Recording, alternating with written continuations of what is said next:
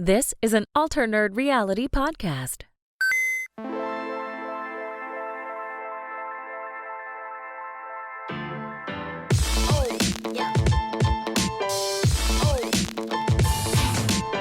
Welcome back to the Alternerd Reality Podcast, ladies and gents. This is a podcast for all things nerdy, all things pop culture, all things gaming, basically all things awesome. I'm one of your hosts, Chewburger84, and joining me, as always, we just found out that his favorite vampire movie is apparently Van Helsing, so he needs to see a new one, Lestat. It is Hebrew Hammer. Welcome back, buddy. Thank you, and I'm holding my guns to that. Van Helsing, it is a solid movie. Rewatch it.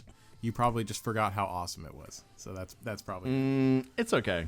It's okay. I mean, if it's Hugh Jackman, I'll watch it. But I mean, it should be Wolverine if I'm going to spend time watching that. Or even Swordfish, I would argue, is better than that movie. Swordfish? I don't even know what that is. Hugh Jackman's breakout role. Gets a blowjob from Halle Berry. That's all you need to know. Yeah. Classic. Yeah. Now, I just got a text message that says that I got my liquor license here in Dubai. That's great news. So it is time to get on to Hooch. How are you, buddy? Doing all right. Although the question I have about Hebrew's Van Helsing movie, I don't think there's anybody in there who gets dressed up like a doll, right? That gets dressed up like a That's doll? true, actually. Yeah, that's true. Yeah. There's no immortal child in that one. And I feel like that adds a layer. Well, see, we did sneak in a Tom Cruise reference in your intro, Hebrew. We did? Well, first of all, what's the doll thing? What's the doll thing? So Kirsten Dunst, one of her first movie roles. Actually, she was in, I was going to say E.T., but that's not her. That's That's Drew Barrymore. Yeah, one of Kirsten Dunst's first roles was as a child vampire in Interview with a Vampire. Oh, yeah, with Brad Pitt? Brad Pitt and Tom Cruise. Okay. I never saw it, but I know of it. He plays the vampire Lestat, yeah. Oh, okay, Yes. yeah. I haven't seen it. Yeah. It's a bad joke if you have to explain it, kids. All right, let me get the shameless shilling out of the way. So, ladies and gents, this is a new podcast, so we need your help to grow this and try and stay on the air because we do love doing it, but justifying like 12 hours a week to this project, we'd love to keep it afloat. So make sure if you are a nerd, which obviously if you're listening to this, you are, you tell all of your friends about it. Get them into the Discord to chat about it. We've had some awesome conversations this week. I can't tell you how much I love our Discord at the moment. Discord.me/ANR. I know Hooch has been digging some of the chats in there recently. Oh, yeah, absolutely. We're having a lot of fun with stuff in there. Yeah, there's like 7 different chats going off at the same time. There's like a Genshin, then someone's linking this and that, and Among Us. It's awesome, man. I love the community that's building around it. It's really cool. Yeah. Now, if you want to go a little bit further to help out the show, folks, if you are listening to this on Apple Podcasts, head on over to iTunes and leave us a review. 5 stars really help us. And if you do leave us a 5-star review, we will read that one out at the end of the episode. And if you really want to be one of the boys, one of the people that helps us immensely pay the bills, head on over to our Patreon page, patreon.com/ANRpod. And thank you very much to Give Me Scotch, who did exactly that this week. And we'll be reading out your name at the end of the podcast. I'm about to, and I say about to as in I have no idea when I'm going to do this. I'm going to be doing a YouTube dump of all the episodes that we have done so far.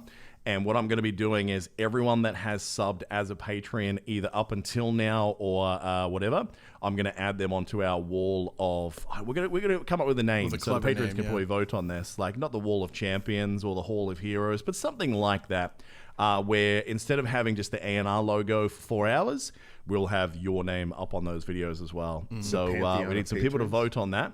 Oh, the Pantheon of Patrons isn't too bad. I like that.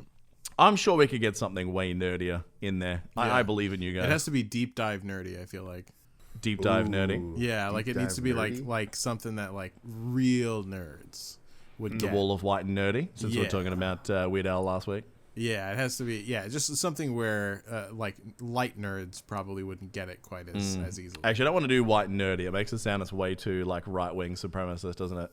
I'm gonna take it back. Yeah. Is that a thing with nerdiness? I know you put white in anything. No, I said if I did white and nerdy. Okay. Yeah. Oh yeah, probably not. Yeah, I don't know. I think incels have probably cost us a bit of reputation, unfortunately. Yeah, that could be a thing.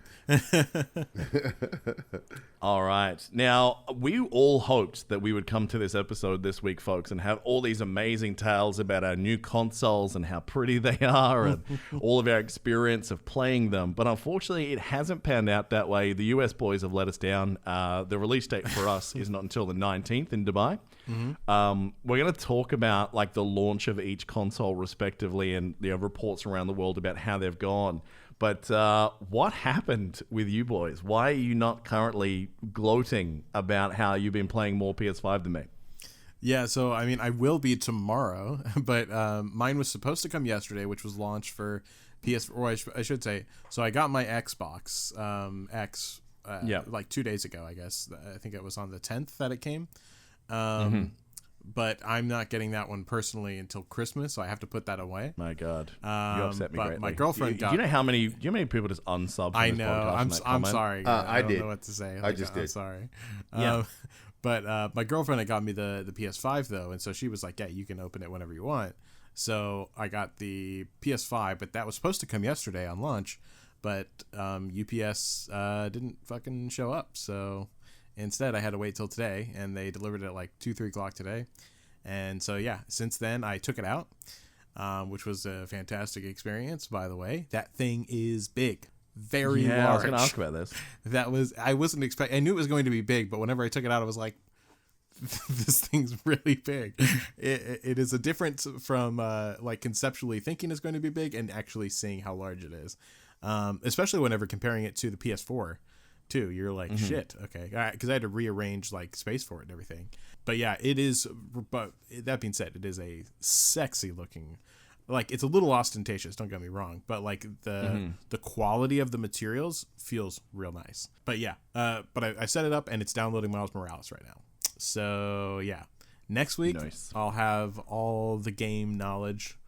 So yeah, we'll see what happens then. Well, hopefully by next week, if everything goes to plan for me, I would have had my PS5 for a day. So we might actually be able to get some comparative notes on Miles, which would be great. But Hooch, what happened on your side, bro? Yeah, I'm not exactly sure what happened. I mean, I had the order in and everything, and Target looks like they were a little bit slow on getting it out.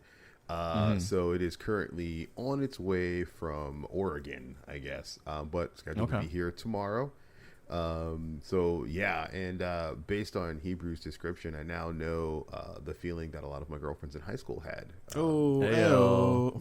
Like they knew what was coming, like they knew it was big, but they just, until it was in their face, they just did not know. Yeah. Did anyone ever call your penis ostentatious or? Not necessarily that. I mean, there were other descriptors, but a little bit more vulgar and a little bit not. I also said they had to make room for it. So, yeah. So, yes. Some, I'm not sure what they were. Some couldn't around, make room for it. So right. But yeah, no. I'm tomorrow. I think I'll have more hopefully, and it's like I've heard the setup process can get pretty lengthy depending on your internet speed or whatever. But if I don't have it up and running tomorrow, it'll definitely be Sunday. So yes. So if there's at least we had some good games to keep us busy in the meantime, which we're going to talk about very shortly. Yes. Man, I'm disappointed for so many people in the States right now, man. Like, my feelings go out to you because, like, you know, this year has been for a lot of people not much to look forward to, and a new console in any year is exciting for our people. And then to have it like get a message from Amazon going, I'm sorry, Dave, it's not going to be here for one more week. Like, fuck, that feels bad, man. And then, like, you know, Walmart and Target not coming through. Like, seeing all the reports, man, it's bad. I mean, it's like Santa not showing up. Do you know what I mean? Like, it is the adult version of that. It really is. It's a kick in Santa's sack for sure. Yeah, I was depressed about it yesterday, that's for sure. But I will also throw this in. I did understand that 2001 Space Odyssey quote. So there you go. Here we go. And that's very nice. That's an old ass movie too. So there you go. That is an old ass movie. Very good. Yeah. Now, what we've been playing this week, it feels like it's going to be a lot of me, and then there's going to be certain sections where one of you is just going, oh, when are you guys going to stop?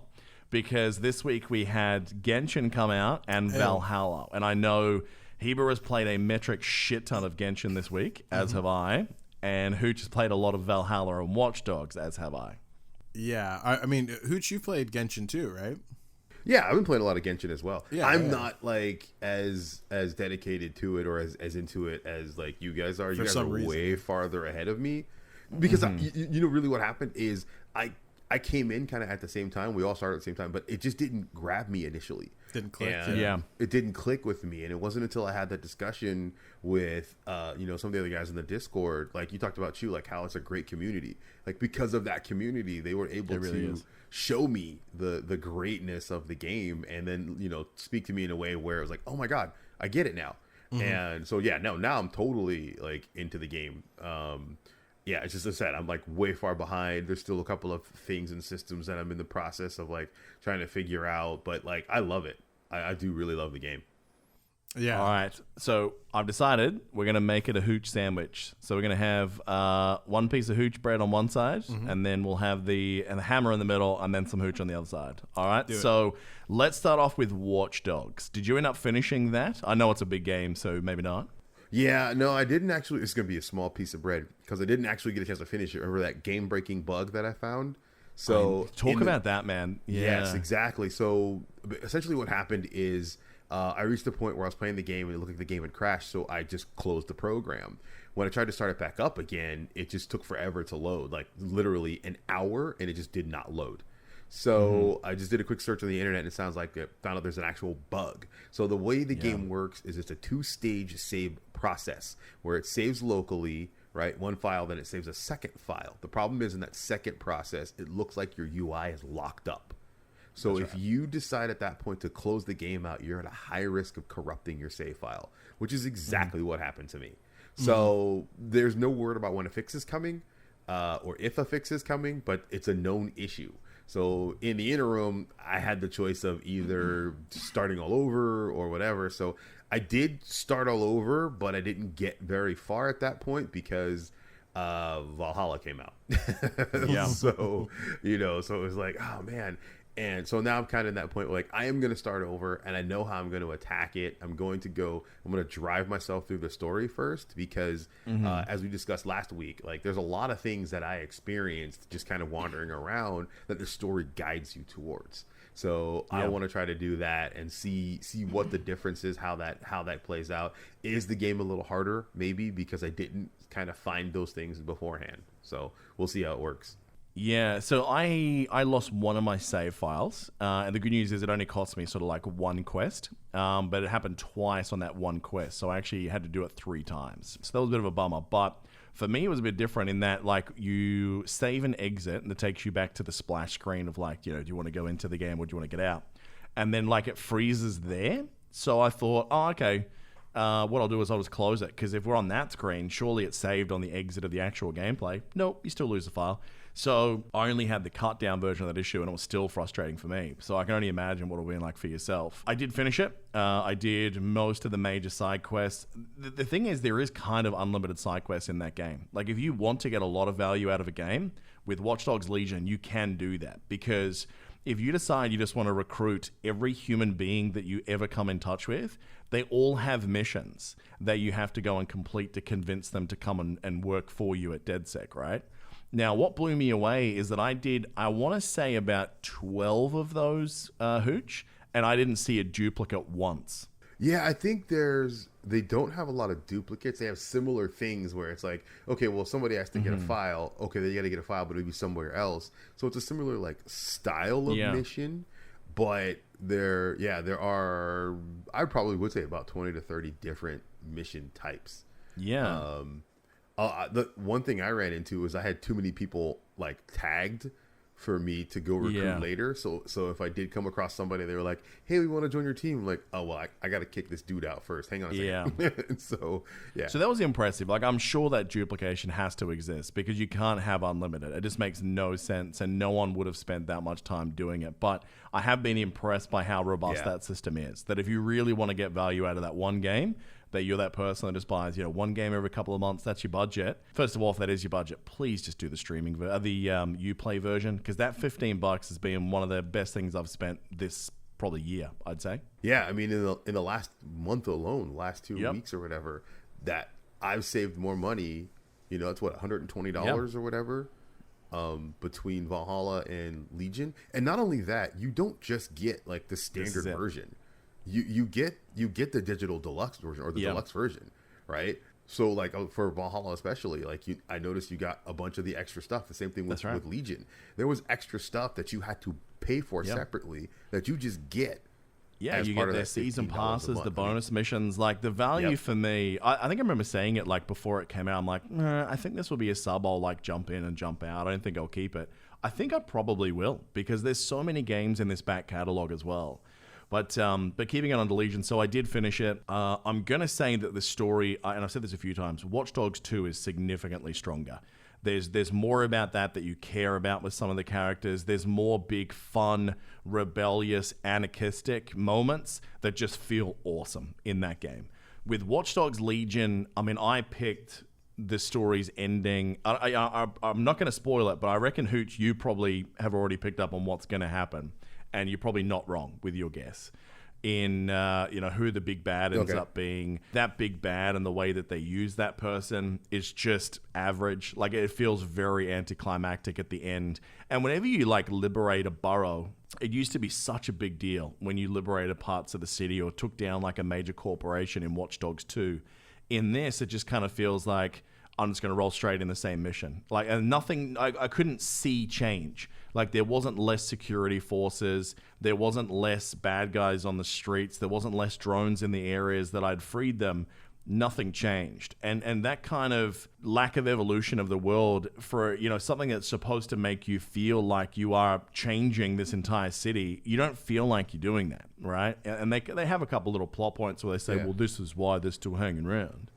But it's pretty weak sauce. So I'm going to say that I enjoyed the game, but for me, it's the gameplay that carries it, not the story for this one.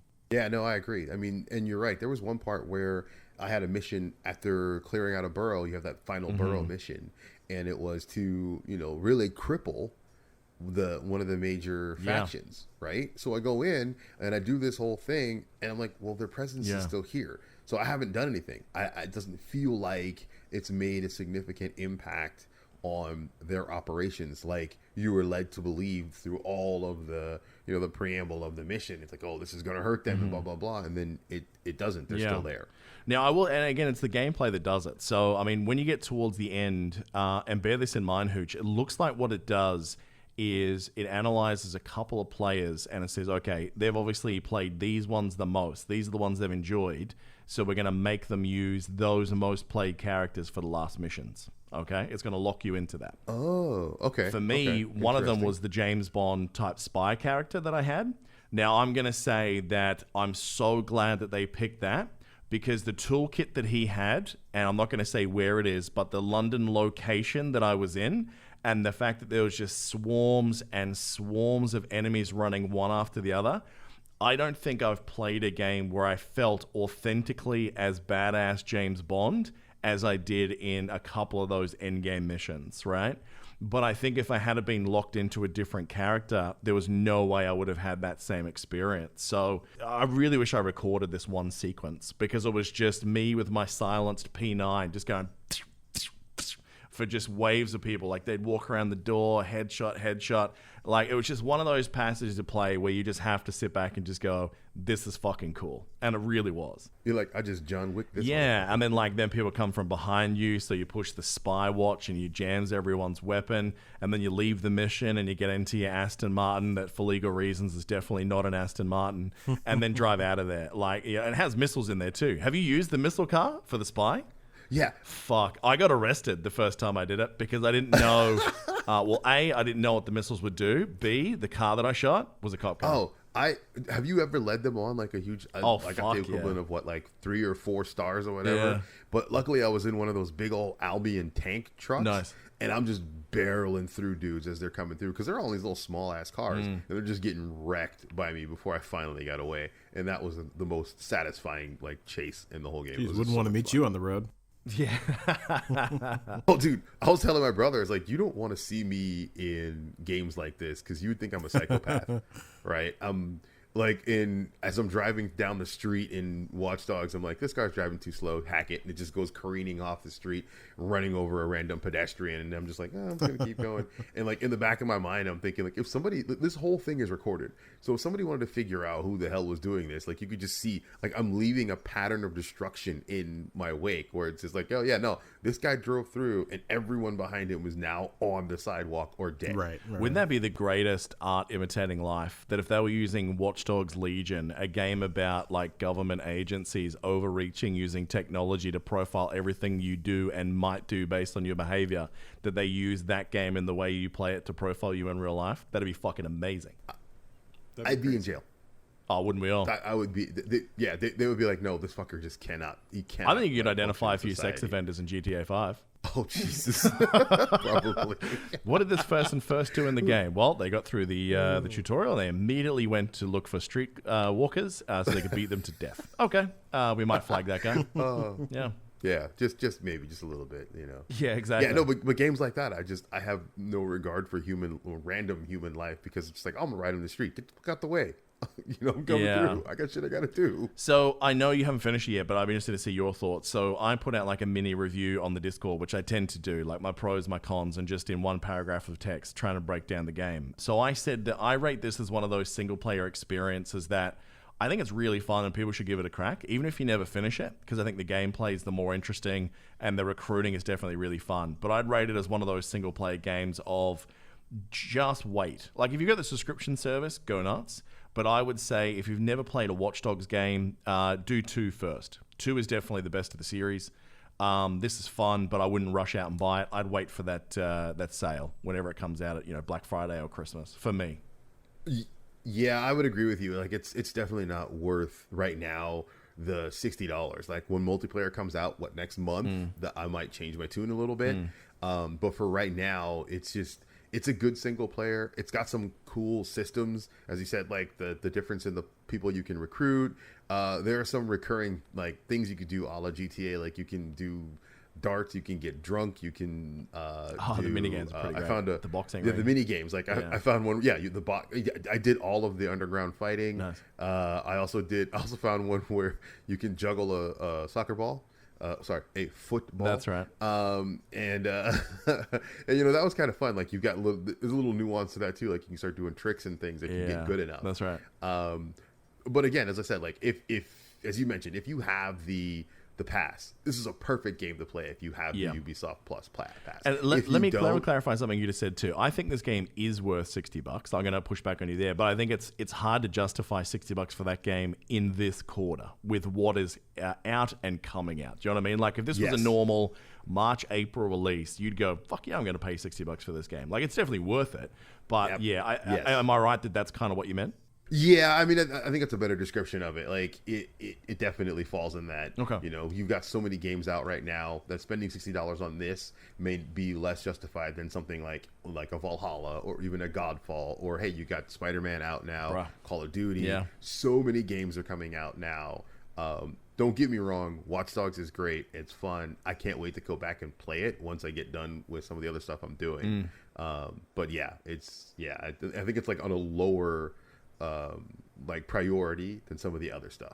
Yeah, I can see this as a world where you can inject some really fun DLC. Like I could see some just crazy shit you could do in this world, and I hope they lean into that. Like I really hope this team doesn't just disband and move on to the next project, because you can see the potential for fun that they just didn't quite go after, like I said, as much as they did in the last outing for Watch Dogs. Well, do we know what the multiplayer is going to consist of? That's a good point. I think we're going to see like a lot of heists and things like that, where you probably are going to want to have an assassin type specialist that goes in and takes out the security guards, while your drone specialist is flying up to get the security key from a laptop on the 6th floor. Like the potential for like heists in that game is really, really exciting. But until we get a feel for what that looks like, it's kind of like how much the game changes for Ghost of Tsushima, right? Like from single player to multiplayer. Like it's a completely different experience from what everyone tells us. That it makes me want to go back and play the multiplayer of Ghost of Tsushima more than I do finishing that game, even though I know that that's a beautiful game and I'm definitely going to play it on PS5. So yeah, you're right. I'm looking forward to see what they do with that. And there's no carryover from the there isn't like a direct carryover from the single player Ghosts to the multiplayer, True. right? You kind of start everything over again. Yeah, it's completely different, so that you don't get to keep your gear or anything from one to the other. So yeah, it sounds like it's basically 2 games. But I like the sound of it.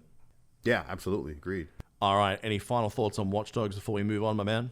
No, just, I mean, as I said, I think it's not Watch Dogs itself, but really, if you are a PC gamer and you have any interest in anything Ubisoft has made, Tom Clancy's series, the Assassin's Creed series, you can do no wrong. Drop the $15 a month, get the Uplay or Ubisoft Plus. You will not regret. Yeah, maybe we'll sit down during the week and we'll do like a top 10 like must plays if you're dropping your $15 on that subscription. Maybe we'll have a look at that, because there's some solid games in there. Absolutely. I mean, shit, 9 out of 10 is probably just going to be Assassin's Creed, to be honest. There's a lot of good stuff in there, though. Yeah. All right, let's move on to Genshin. There we go. 1.1 has been amazing, bro. I'm so impressed. Where are you at? I finished it. I haven't done the new character-specific story. I've still got that on my to-do list. Yeah, I haven't done that yet either. But as far as like the okay, cool. Yeah, as far as the main quest though, like I've completed that. So you're obviously Captain Anime on this podcast. How did you find that whole new storyline in this? I actually I really fucking liked it. There's something that I didn't like, and there's something that I did. As far as just the narrative is concerned, I really think that they're on a great path with it. I think that the beginning starts off, as far as like the game as a whole with the story, I think it starts off a little slow, which I think you agreed with as well, if I remember correctly. The whole game? Yeah, the whole game. It starts off a little slow. Yeah, I didn't dig the story at the start of the game. I really didn't. But then as time goes by, I'm like, this is pretty cool. Like, there's some deep lore here, especially when they did the last couple of stories in the previous patch. Is probably where I started to turn a lot. Basically, right whenever you get to Leeway is whenever it really started to resonate with me. Perfume handjobs. That's where it all changed. There you go. But yeah, with this news story, I thought it was really well done. Like, you could see some of it coming, but man, they just, as far as like the grandeur of everything, like from what we've done so far, it was next level. I thought that this one was so cool. There was, I don't want to give anything away, but there was like boss battles in this were crazy cool. They were also more challenging this time. I'm not sure how you felt about that, but I definitely thought it was more of a challenge than the previous bosses that we've had. And yeah, I think that the narrative that they have set up, especially since I've kind of I did a bit of a deep dive on everything in the world at this point. The only thing I haven't read is the online manga that they have for it, which is going to be what I'm going to be doing this week. But yeah, there is a very fleshed out world that they have prepared for us. So you can tell now where they're going with it, and it looks really, really good. I'm excited to see what's to come. What about you? What did you think? Dude, I was impressed. Like, I'm not an anime guy, but this whole storyline, I can't really spoil anything because I don't want to ruin this for people. People need to play it. Tough to tiptoe, yeah. Yeah, but like the storyline that kicks in at the start of Leeway, like the payoff was definitely worth it. Like, I don't necessarily love what they did with one particular character, but that set piece that they have that sort of is the pinnacle of this particular patch is so good. Yeah, it's really, really enjoyable to play and watch.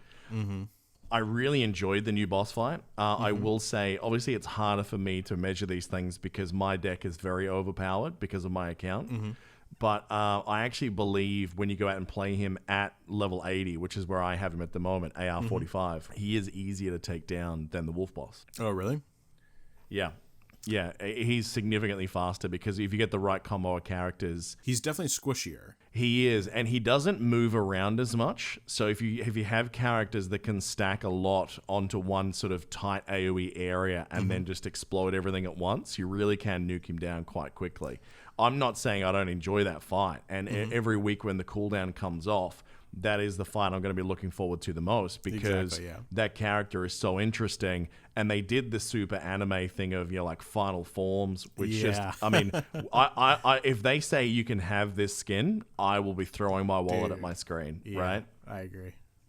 It looks awesome. So, and he's a really fun character as well. Like, yeah, man, I'm enjoying him. I'm just about to start testing him properly at the moment by throwing some artifacts on him. But I think both the new characters look pretty damn good. Yeah. I mean, I will say this, and granted, like I haven't spoken to too many people about it just because I know I'm giving people time to play it, before I start really poking and prodding for information. But there's two people in particular that I've spoken to about the boss, and they are hard stuck on it from the recommended level. They cannot be from 36, which is the recommended. So, and they said that this is like ridiculous. And the reason why is mostly because he hits like a hammer. Like, if you mess up, like if you don't dodge at the right time, even at my level, like if you don't have at least probably level 16 artifacts on, let's say 60% of your slots, you will get one shot. Yeah, and that exactly it. That's the thing. So like I think with this one, it's definitely my favorite boss battle because there's just phases, and it's just a cool ass fight, and the character is just it's good. I keep wanting to go into it more. I'll say this, that he wasn't the one of the two characters coming out soon that I was going to go the deepest on. But when I played the story, I was like, I'm going to get this because his aesthetic and his play style was just fun. Like, I don't think he's the most overpowered carry in the game. I think with a certain play style, you could make him very good. But he's just very fun. And, that whole story around him makes me go, I want him on my team. I'm gonna build the team around him just because of it. Yeah, exactly. And I think that's basically like what this game is, because like you and I have talked about several times, like this is not a game where like you really need to optimize. Like you can pick your favorites and make an amazing team. Like it's more about like, because of the way that equipment works in this game, you can easily make anyone good. So you can pick and quickly too. Like, I mean, and this is the thing. I mean, think about this more. As a free-to-play player, sure, you're not going to get to this point. But if you whaled early, I don't think you have to whale forever. You're going to get to a point where, because of the time in between patches and new characters, you're going to need 8 characters maximum at any time for now. That's what we know. Like, you're not going to need any more than that. So that means that once you've built out 8, you're going to have 8 different artifact sets. And most of those, if you build wide, like you don't get things that say this only benefits electric characters or this only benefits fire characters. Ultimately, when a new character comes out, you just got to get it to the right level. Your weapons are already max leveled, so you take it off one person and put it onto that person. You take all the artifacts off and you put it on that person. So what you actually need to do to get a character up is just level them and give them talents, and they're usable. So the game's going to head to that point, and I really love that because it's not like a World of Warcraft style game where, all right, I have to deck out my warrior, then I have to get him decked out for my arm set, then my fury set, then my prot spec, then I got to do a paladin, so I got to get 3 different gear sets there. It's not like that. It's just that you want a new character, you want to play it? All right, great. If you've been playing for a while and you've got your weapons max, because like once you hit level cap, none of us are really looking at that point yet. I think I'm really looking forward to it. I really am, because I think once I get to that point, I think there's a point where I could very comfortably stop whaling and then just basically just go after characters and not worry about daily energy, because you don't need to farm artifacts after a certain point. I have no doubt there'll be new dungeons in the future that'll present new artifacts, and that'll change. But I truly believe there's a lot of really cool shit, and you'll end up spending like late sections of a patch with some of that new currency that they've got. Like loading for events, like using your resin to make that, whatever it's called, condensed resin, save your energy for an event where you get double rewards, and just go nuts. So I love all the new systems, the bounties, the experience, the, what do you call it? Reputation system. All of it. This has been a very, very strong patch. And to see this 1.1 just makes me even more disappointed in some of the big releases this year. Like how quickly these guys have responded to some quality life issues is blowing me away for a studio this size. Every day. Like we've got major mega ones, like, we keep coming back to this because it's kind of the 2020 definition of what not to do. It's this year's anthem, and that is Avengers. Like, they literally have not listened to what we want. They keep fixing the wrong shit and have no intention, by the sounds that are doing the right thing. These guys listen to things that I'm like, it doesn't bother me that much, but it'd be nice to have. Boom, here it is. It's in 1.03. And then like next level shit that you don't expect for a year or for an expansion pack has dropped in 1.1. Dude, I'm so impressed with MiHoYo. They deserve the amount of money and recognition they're getting this year. They really do. They're putting in the work and they're listening to the right people, and those people are the ones that play the fucking game. And how many times have we said this here, bro? If you do the right thing by the player base, even in a gacha style system, which we all, by definition, kind of hate, we will throw money at it. Yeah, that's 100% true. I that's the only time when I will spend money on the game is if I feel like the company has deserved it. And I feel like this company has deserved it. I have never regretted spending money on this company at all. And I'm not even like a hardcore. I mean, like I've spent. I don't. This is definitely not whale category, but I've spent the $100 and that's it. And that was just to pull characters. So other than that, like I really haven't gained anything other than characters and a few constellations. In the big scheme of things, not much. So I'm outside of that category. I'm mostly free to play whenever it comes to resources and management and stuff like that. And I can say I have been very comfortable in this game with the speed that I'm moving. And I don't feel like the least bit. I mean, like there's definitely some monotony of farming, but I expect that in a game like this. But I don't. That got better this week though with the mineral tracking system every 3 days. I was so happy about that, dude. Just the mineral, like one of the biggest issues that you and I have come across, especially that you find out in the late game, is the crystals for leveling up your weapons. And now that they have those big deposits, those big rich ore deposits, holy shit, dude. I farmed 94 crystals in one day. In like 15 minutes. I was like, thank you. And they respawn every 24 hours. Like, that's great. So I don't think that's true, actually. So there was one day there where they didn't refresh for me. And also...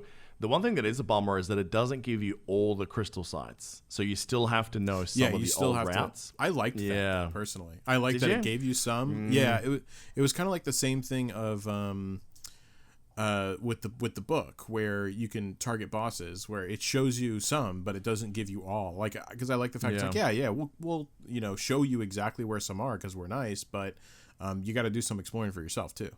Well, they need to give me more than 99 pins if they're going to keep doing this shit. Because when we get a new zone, bro, like I'm like 80 something now. Yeah. I'm sure they'll expand it with the new region for sure. But regardless, I was gonna say, it's just the altogether for only being 6 weeks. Like I feel like this is great, and I feel like one of the biggest things that we heard from the very beginning is that this game it's a marathon. It's not a sprint.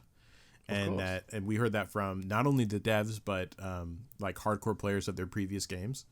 And that is for sure what it is, because you're right. As soon as we get to, like, you and I are almost there, basically. You're closer than I am. Just like once you're maxing out the characters, you're going to be opening up a lot of resources to be throwing around at other characters. So you just have to kind of keep that stuff in mind. Yeah. Like, I mean, because of the level of crackening that I did in those first couple of weeks, like, I actually have done some of that recently. Like, I have a surprising amount of characters above level 60. But I love that. Like, feeling how different, I think I said this last week, how different a team combination, like, just the whole dynamic of how you play it, just how much variety there is really, really impresses me. Yeah. But the amount of micro that can be introduced in this game, like I've been watching some like high end game players, right? These are people who count frame rates, right? Frame rates, right? And they basically do things like animation canceling. This is like Street Fighter 4 professional level analysis shit, which I've never been that guy, but watching these people do it in Genshin, I'm fucking astounded with how impressive what you can do as a next level player. Like with Klee. Average Joe player plays Klee, you go, she's okay, she's no Diluc.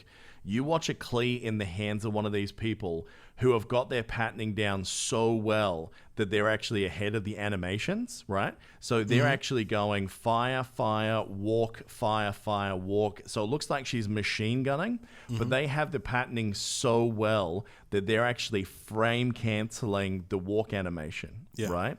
It's so impressive. And the fact you can do that if you really want to get not just min-maxing. This is next level shit. Yeah, this is beyond like that, these guys apparently have timed their reaction times down to milliseconds professionally. I don't know whether they're pro gamers or what their story is, but there's about 6 guys who I've been paying attention to on some of their streams.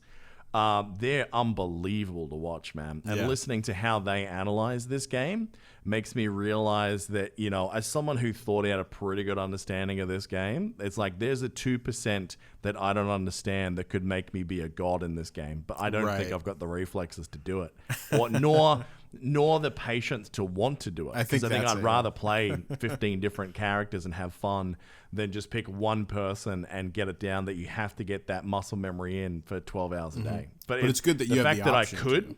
Yeah, exactly. Yeah, exactly. The fact that I could is pretty awesome. Yeah. So before I get Hooch's impressions, I'm going to ask you one question. Mm-hmm.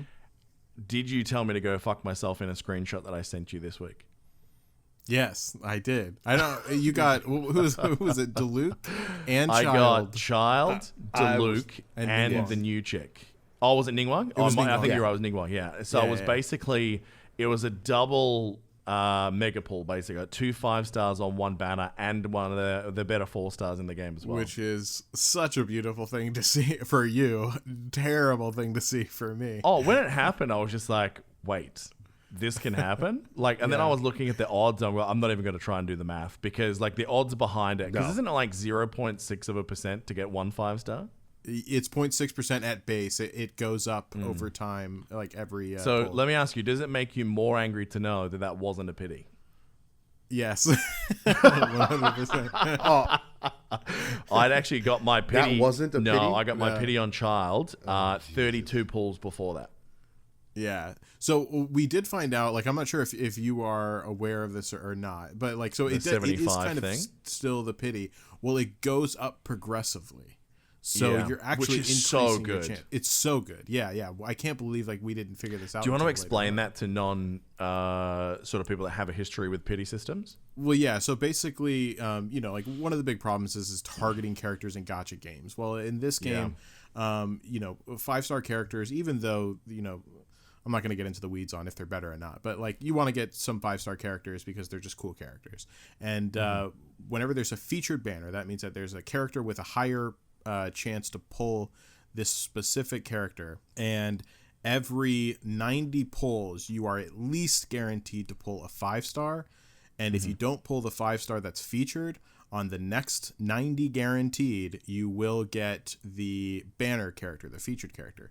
But the interesting thing is that the original chance of pull is 1.6% for the featured character, right? Mm-hmm. And every time that you pull that you're not getting that 5-star, your chances of pulling a 5-star on your next pull is higher. And so it builds up over time. And so at about, I think it was like 50 pulls or so, you're at like 75% chance or something like that. Yeah. Something like that. And so it's a really, really good system whenever you start talking about it, because other gacha games for gacha. Let me be clear here. You know what I mean? It's like having chlamydia. It's like it's not the worst of the STDs you could get. Do you know what I mean? Like it's if you had to pick one VD to get, that'd be it. So that's what this is really. Is of all the gacha things that I've seen, you know what's going to happen. And most of the time in everything else, it is gamble 100%. With this, you know what the algorithm is. You know what the drop rates are. You know your like worst case scenario budget. And you think to yourself, if I have to get to 180 pulls, am I willing to spend that much money? Yes or no? Right. And the fact that you can do that, for me, who is Mr. Anti-Loot Box, I love the fact that people can do that maths ahead of time. They don't have to go, oh man, it's, and if you get really unlucky, you can spend $2,000 and not even get the thing that you want to buy, right? Yeah. At least with this, you know what your worst case scenario looks like. So exactly. I'm never going to sit here and go, loot boxes are the greatest things ever. But as far as these type of formats go, this is one of the best I've seen. Yeah, and I would, from playing lots of gacha games, I would definitely agree with that. There are a few systems that I would prefer over this one, especially since 5 stars at the end of the game, at the end of the day, like aren't necessarily better, So Yeah, it That's feels so good. true, dude. Well, especially with the constellation system, right? This is the I thing. mean, This is the very, very big point. And I think that's what more Yeah. people need to understand too, is that like going to unlock a character, you really need to like that character because you are basically getting 1/6 of the possible potential of that character. You need to repeat that process at least 6 times to get the maximum potential. And that is something that many players will never have that maxed out for those. But this is what I like about like the very, very usable 4 stars for these banners is that in the process of you going, okay, let's say I need 180 pulls guaranteed to get child, but this 4-star character that I know and love, I might pull him 6 times in the process because he's highly featured as well on that banner. There are some banners where the 4 stars are better value than the 5. Like the weapons banner right now, for example, the fact that you can get a 5 refined rust, I went on that banner for that reason, not the 5 stars. Yeah, and that makes total sense. Like for me, on the next banner, I'm waiting for Big Dong Zong.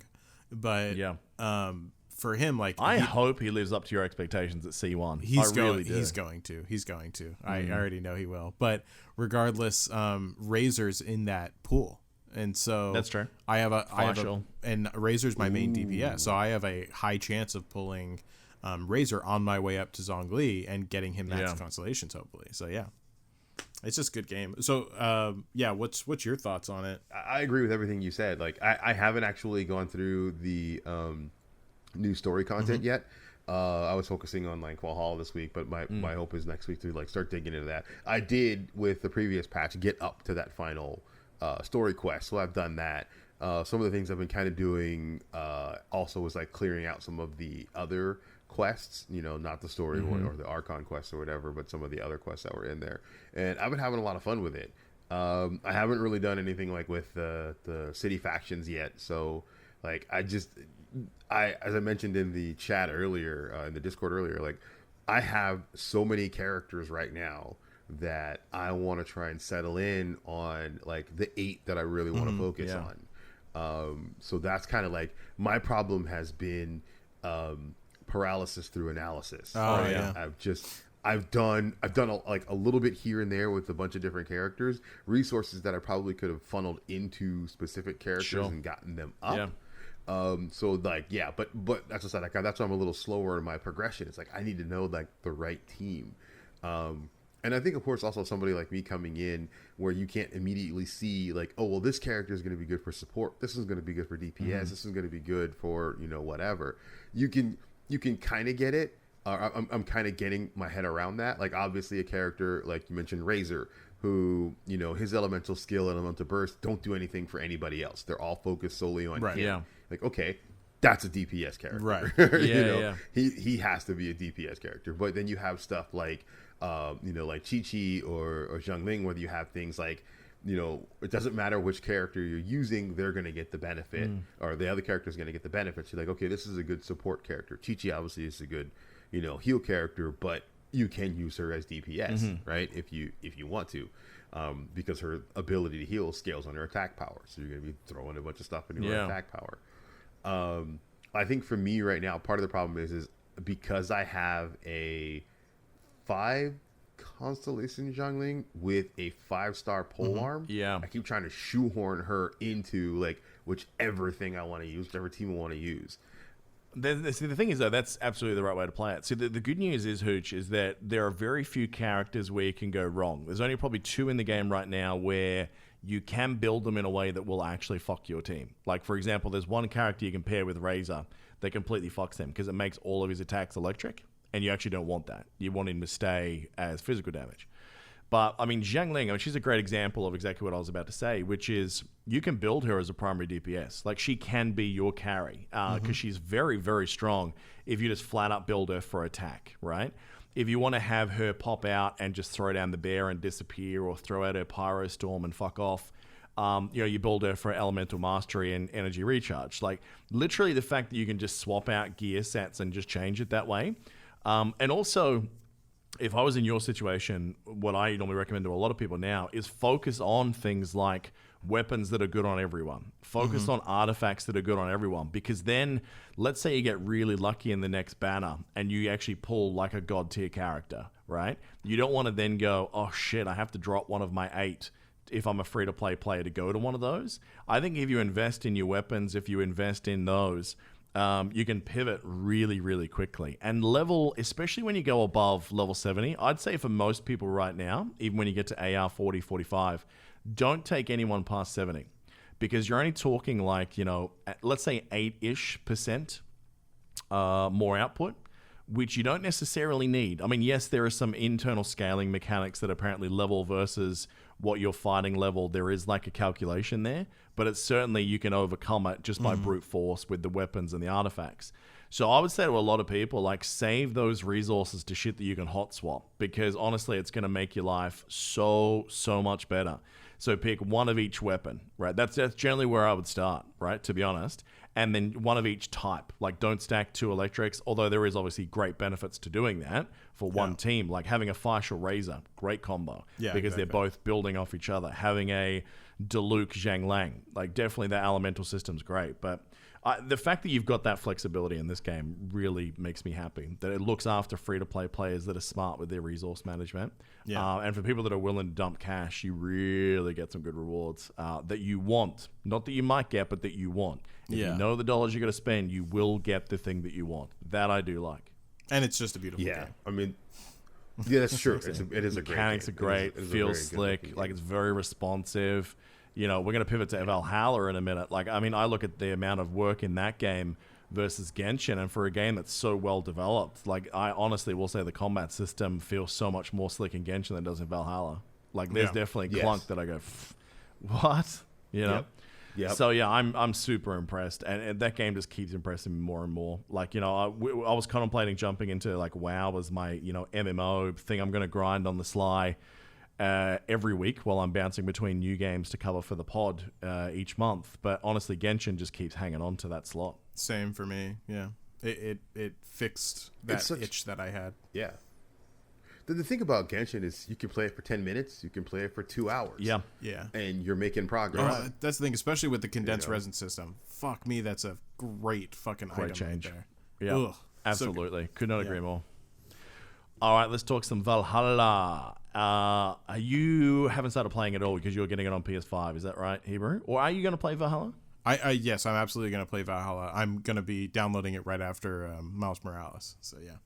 Yeah, I'd probably play it in that order too. Hooch, tell me about Assassin's Creed Valhalla. Oh, I've been loving it. Like, at first when I started picking it up, I'm like, this is good. I haven't played an Assassin's Creed in a long time. So, like, it took a little bit of time to get back into that feel of this is how Assassin's Creed plays. You know what? I really am digging, like, the story and the Norse mythology in this. Like, you're getting a lot of, which is what you get with a lot of Assassin's Creed games. They try to be as close to the setting as possible, but still being in that is kind of cool. And then, like, one of the things that stood out to me the most is like the systems, right? You have like your rune system and your skill system. Basically, it's like the game promotes experimentation. Yeah. So you have the ability to swap out things. You're like, oh, I want to specialize in, go down this skill path or whatever. And then you realize not quite what I wanted to do. Maybe I got a piece of gear that'll do something better. In another realm, you can reset all those skills and go back and start over again at any time, no cost. It's like, this is great. And that's just in the beginning. That's before you even get to like the settlement stuff and, the raiding and all of the other things. Like, so I've just been having a blast, like running through a lot of the, the zone that you're in, and doing raiding, just doing exploring, pushing the story a little bit at a time. I think we've established a pattern here. Whenever you give me a sandbox, I'm going to play in the sandbox much longer than I probably should. Same.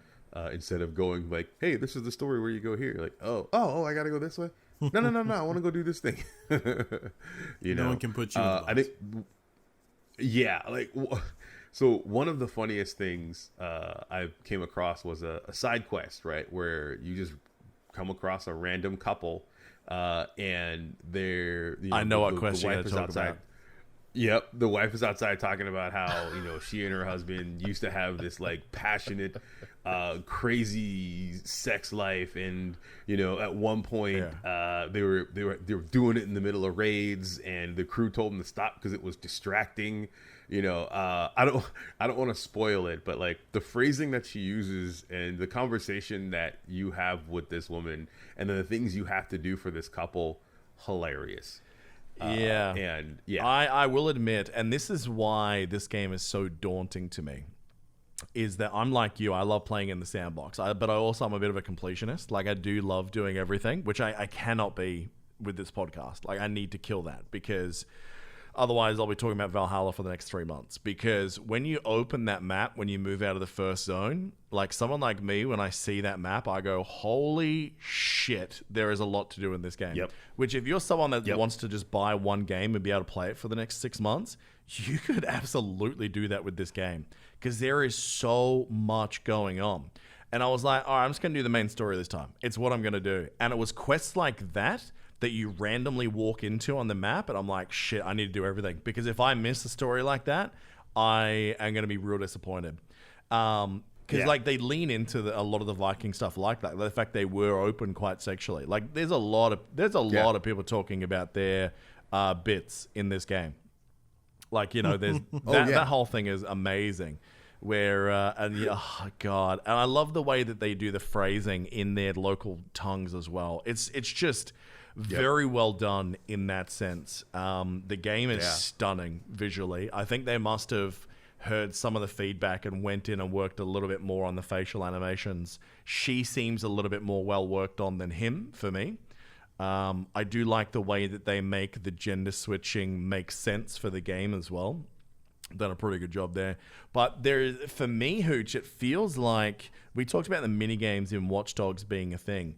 For me, so far, it literally feels like there's potentially 4 to 5 games in one here. Like it's trying to do so many different games at once. Like you have your Assassin's Creed game. Like if you follow the order type things, you can play this like an old school Assassin's Creed game. Find this person who has the information you need, blend in with the crowd, use your wrist blade, and then get away before the guards can find you. And I really love that that's back. I really do.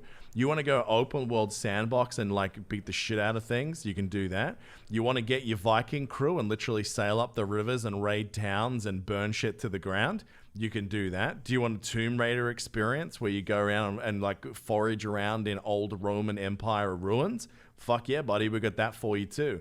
And do you want all that blended with some really good like written down dialogue? So when you find little hidden treasures, if you actually read the lore, there's some really fascinating shit in there.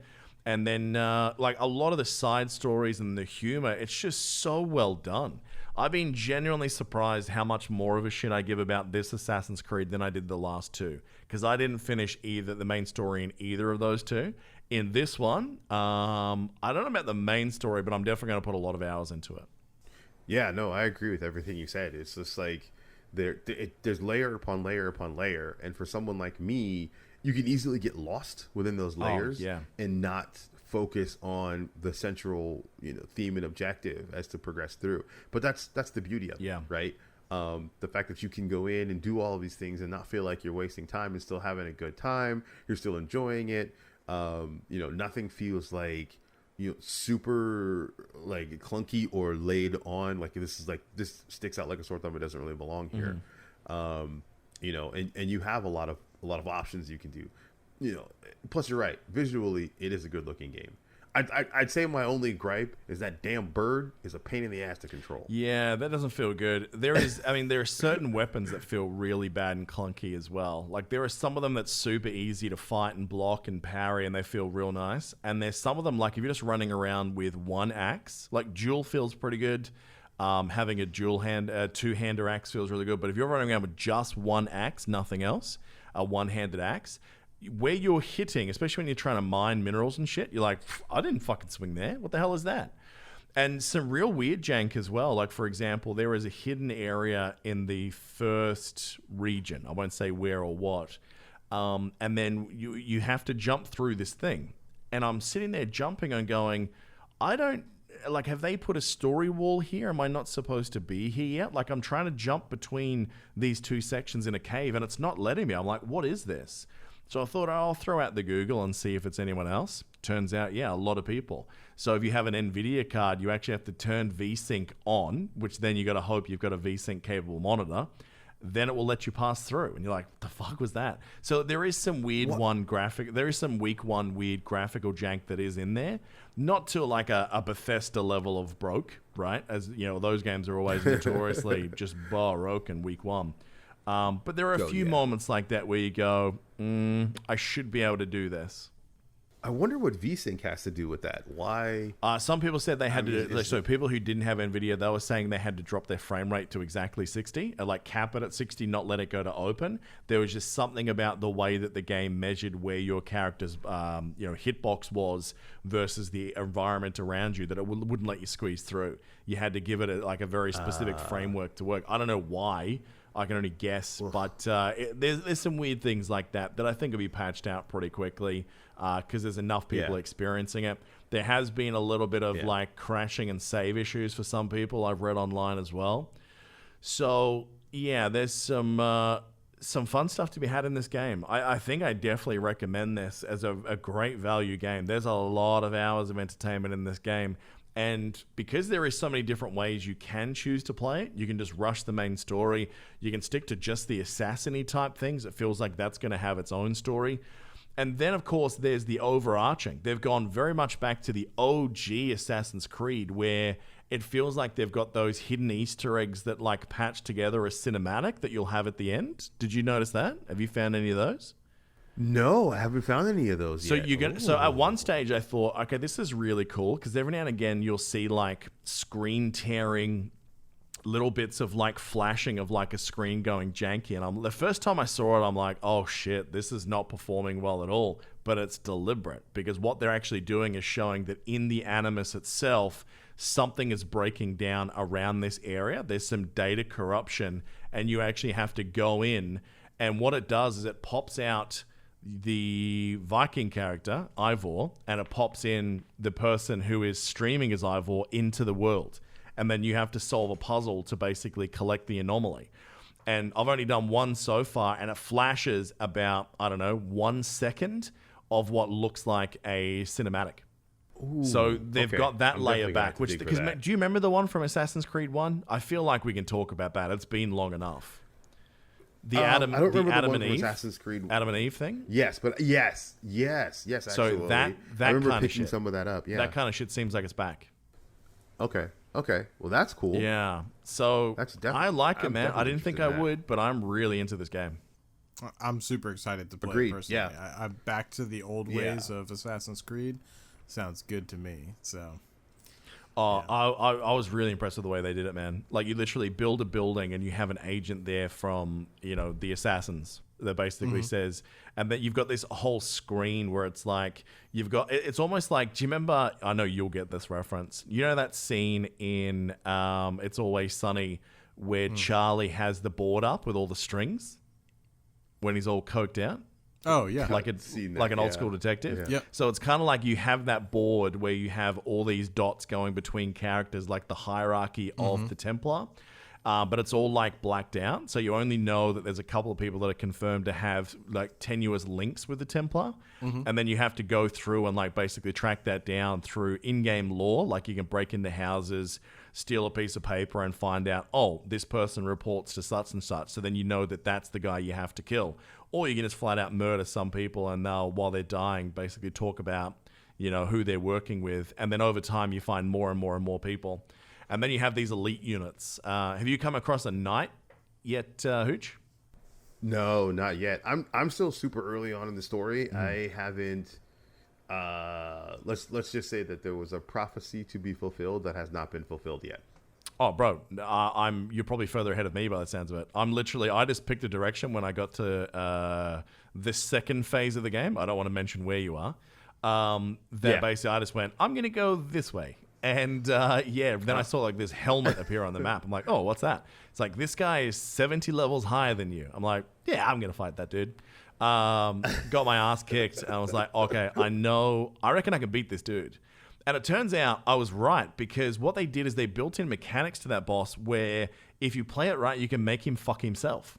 So I'm positive I've killed him before I should, but he throws out, without getting too specific, he throws out environmental things that are designed to make your experience harder. I'm like, I wonder if I could, like, shoot that as he walks into it. Like, if I kite him around, sure enough, boom. Yeah. Now, and then there's the weak spot mechanics as well with range. Like, let's say there's a guy that has, like, a massive shield. What you can do is, like, pull out, shoot the guy in the leg. He's going to drop his shield down. Then you just run in and, like, you know, mess him up. And with bosses, it'll only let you do shit like that a couple of times. And then you have to take him down old school. But I have been blown away by how much work there is in this game. The lore I cannot speak about enough. If you like just reading the text of, like, shit that people leave behind on tables, the little detective stories they give you, like, I've literally followed a paint trail back to find out that, you know, someone's up to sketchy shit, and then you have to work out who it is. And I think what's going to happen at the end of this particular detective story I'm on right now is they're going to give me 3 candidates, and I have to pick who I think the guilty one is. And if they do that... I'm on that exact same path. So I'm wondering at the end of that if they do give you that choice. In other words, can you pick wrong? I want to know that there is a way to my decision, that if I get it wrong, someone's going to be executed that shouldn't have been. And if they do that, bro, I've got even more respect for the game. I'm genuinely impressed. I really am. And the fact that I played all of Watch Dogs and this for $15, dude... People are going to think we're sponsored by Game Pass or Uplay, the way I keep talking. The way you suck their dick, yeah. I mean, rightfully so, though. But I oh, mean, man. Hey. I'd suck a dick to save $1,000 a year, for sure. Yeah. I mean, if you just think of, like, the amount of money that you save just by, you know, playing 2 games. Like we said, you would easily play 1 game a month, right? Right? If you spend $15, well, normal humans, not me. But no one consumes 6 games in a month like you do. Like, you told me you 100%ed the first zone. I'm like, dude, I didn't even do that. Like, I didn't even come close to that. I even went into it saying I'm not going to do it. I'm like, I'm getting the feel like it's not going to let me come back here. So just in case. Sure enough, you can go back there, but you can, yeah. So I dig it, man. But I mean, even then, like, I have to admit, like, because I was saving so much money, I'm like, you know what? I'm going to throw a couple of bucks because a couple extra dollars because they give you, like, a bunch of stuff that you can buy. Oh, yeah. Like, to help the game experience a little bit more. Like, they give you resources. Like, that's the other thing, I guess. It's a single player game, so they're not shy about throwing stuff for you to pay a little extra for to help you with progression. Yeah. Right? And to me, like, I think that's a great thing. Like, when you present something to the player, like, what's more important to you, money or time? Yeah. And if someone like me, where it's like, I don't have a lot of time, but I got a little extra money. You know what? That's a good point. I didn't think about that, but you're right. Like, I mean, I really haven't paid for this game, so maybe I should, out of respect for what they've really done here. And I'm not going to lie, I really do feel for Ubisoft at the moment, which that statement by itself, a lot of people would hate me for. And we're going to talk about that more a little bit later in the show.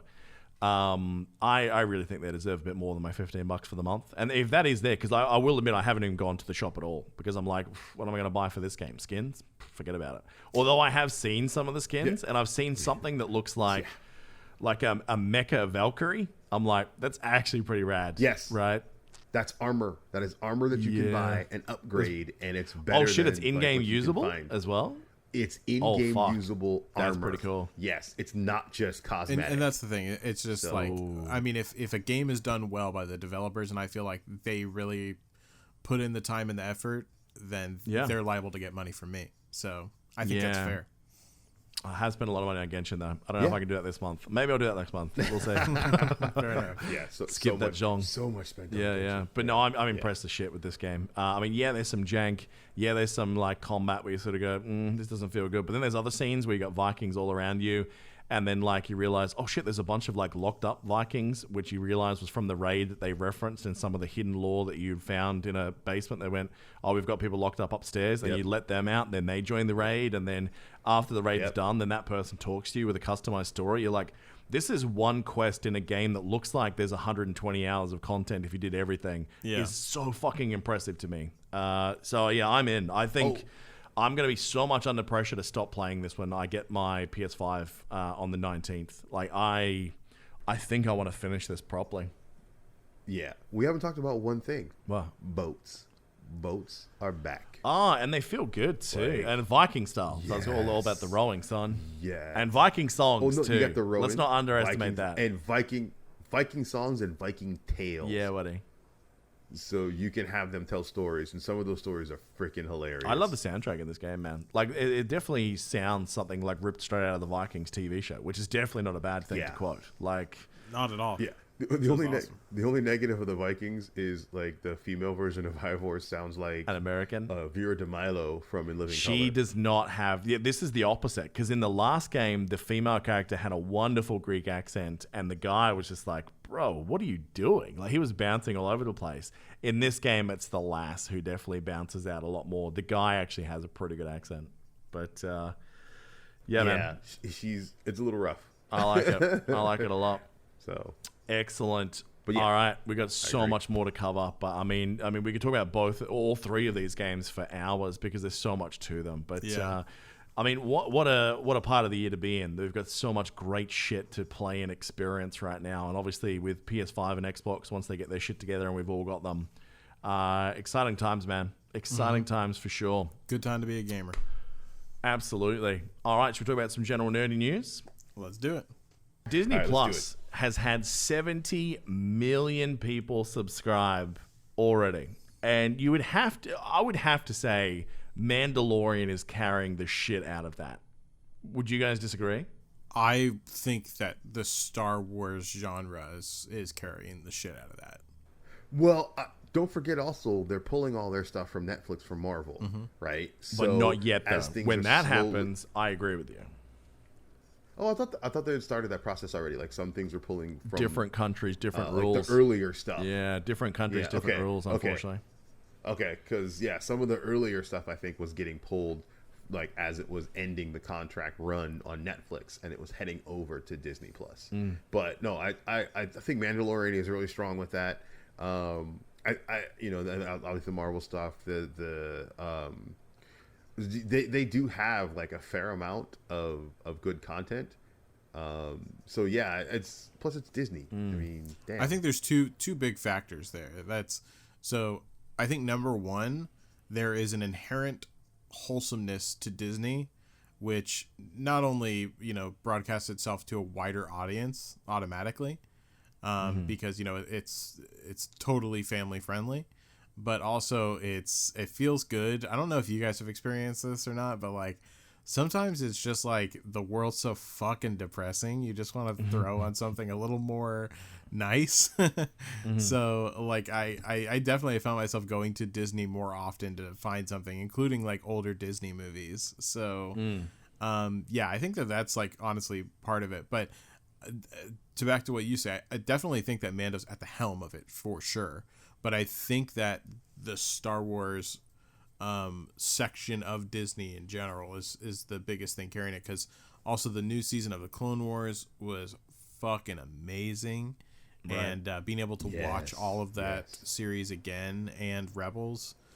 Yeah. Yep. I think that's a big deal. So, we're going to be seeing more of that with, as they expand in the Marvel universe with shows of their own and stuff like that. But definitely the Star Wars area is carrying the bulk of it right now, I'd say. Yeah, I think it's especially Mando, because like a lot of those things you can watch them in multiple places still. Like obviously that's changing, week to week, month to month, depending on the region you're in. But you saw massive notable spikes when they were making their own content on that platform only. I think Mandalorian's a prime example, because that links into the news story. Like you talk about things that are depressing in 2020. I mean, we've got coronavirus. We got so much political unrest in so many different countries, and people are, the internet's kind of a cesspool in many cases at the moment. But the real kick in the nuts for nerds was this is the first year in a decade that we've officially had no MCU content. Yeah. There has been no Marvel, and there now will not be, thanks to the announcement that came out there today.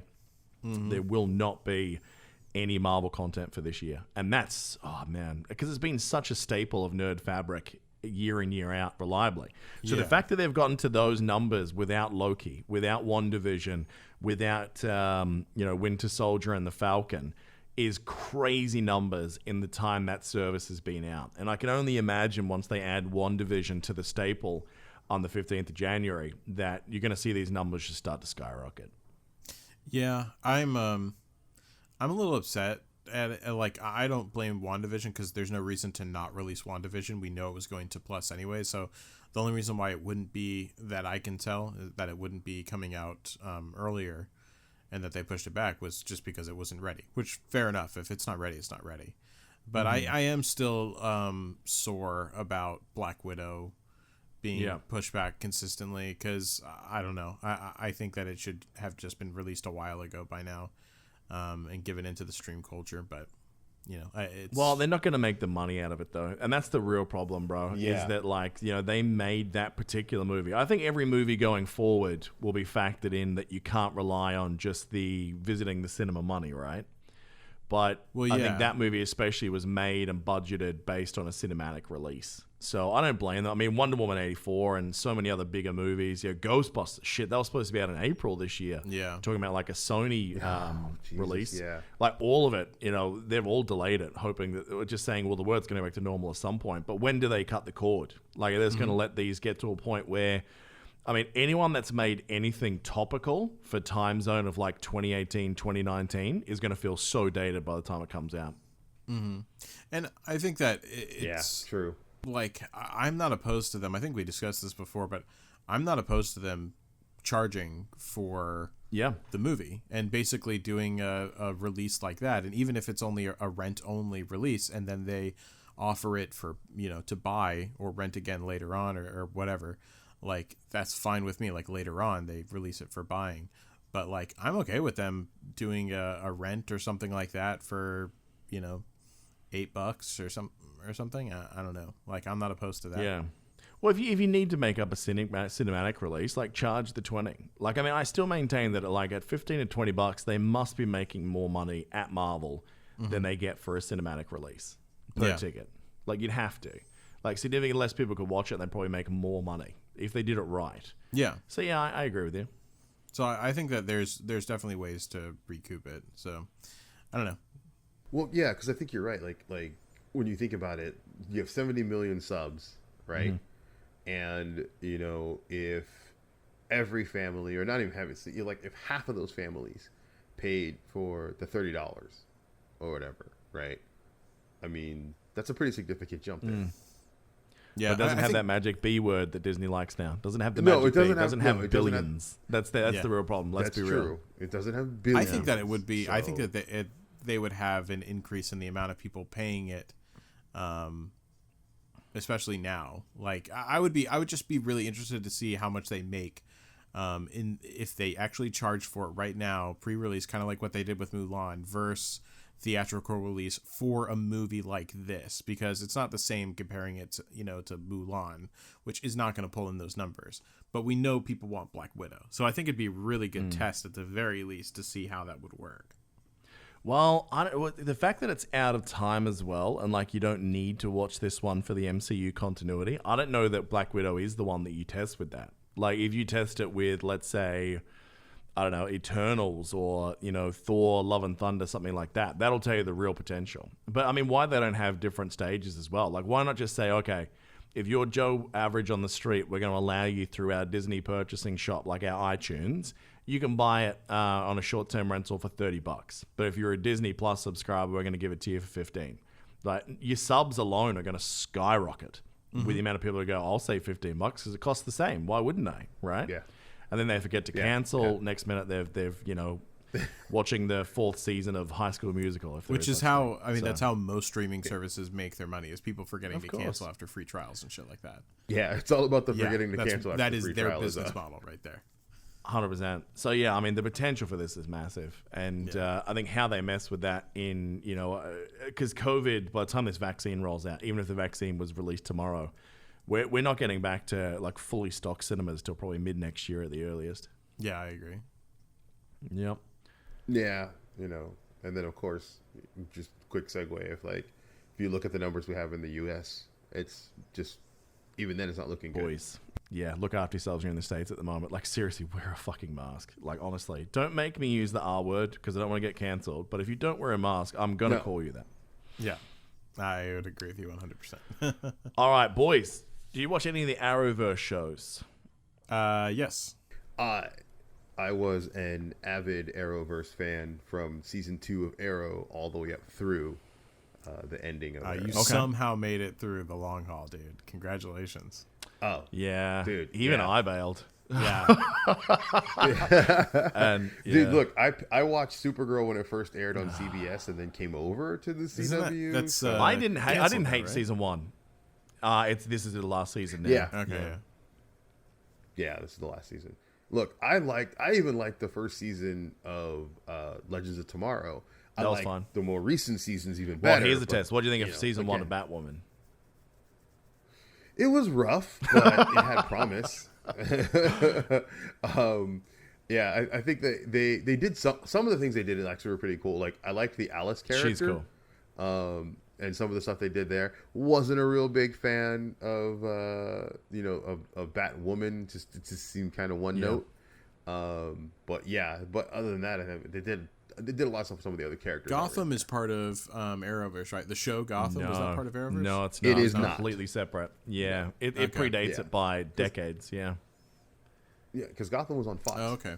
Well, I think I watched the Flash. Still do watch the Flash. So Okay. every time whenever it's updated onto, like, the new season is put onto Netflix, I watch it. So Okay. it's always a season. I think I'm behind. still a season and a half behind at least. Like I'm way behind on Arrowverse just because A, it's not the easiest shows to find here, and then B, just so many of them the wheels just started coming off. I think Arrow was probably the most consistent, really. Flash has had some really good notes, but then they'll have like an episode about like just Iris. I'm like, dude.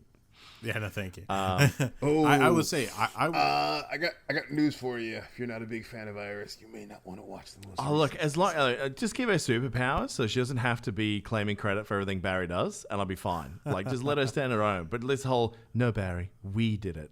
God. I remember whenever, dude. She hasn't even said that just once. She said that more than I know. It's like her fucking tagline. Yeah. But let yeah, Barry be that's arrogant it, because he saved the world. You being on a headset, being person in the chair, which every show needs, I get it. But, like, all you did was talk dirty and just going, if you save the world right now, when you get home, I'm going to suck your cock like you've never... And like, that will get the fastest man alive out of anyone, right? Like, that's fine. That's You a hero. motivated him, right? But come on. Let's be real. Well, if he's the fastest man alive, that can't be fun. That's true. Yeah. Just think of the level of friction. Like, he would annihilate the latex on a condom to basically melt that shit. Like, yeah, and let's not go down the physics of superhero sex because that's an episode by itself, right? Throw out to mall rats if you remember those conversations that they had in that show. Yes, exactly. The reason we got onto this topic, did you watch much of Black Lightning? I never watched Black Lightning. That was the one. I actually really want to, but yeah. I watched the first season in its entirety. I kind of liked it, like where it went, what they were doing with it. But then the second season, I kind of fell off because the storyline took a turn that wasn't engaging to me anymore. I know what you're talking about. They so did it's what they kinda did like with the this- Flash, if you know what I'm saying with that comment. Yeah. Yeah. Yeah. Okay. They're Yeah. making it And I more was of an kinda like, this ensemble isn't- than it's about him. Yeah. Yeah. But even then, I mean, the ensemble thing wasn't like the issue. It was just like, I think just overall, the storyline was kind of like, okay, clandestine organization, blah, blah, blah, blah, blah. It didn't draw me in. And then when he showed up in the last crossover, Crisis, what was it? I still need that's actually where I dropped off. That's actually called, where like, I am. Infinity I'm Crisis or still Was the Infinite, yeah. Crisis of Infinite Earths. Yeah. You actually Yes. lose points for not knowing that because that's a major nerd event from the comic books too. Yeah. So no. Here's the thing. I was like, the last one was Crisis on Infinite Earths, because then there was another one that was Elseworlds. That was the other one. I was thinking of, where I got, like, yeah. So I'm like, was the last one Elseworlds? Dude, I'm ages behind you. Because aren't we getting into that era of the year? Isn't it normally like October, November that they do the crossovers? Is there one actually happening this year? No, I don't think there's one happening this year. 'Cause they haven't then been what's the filming. point of having an Arrowverse then? Yeah, exactly. Like, because I think they're not coming back till next year. Their right? filming schedules got really fucked. Yeah.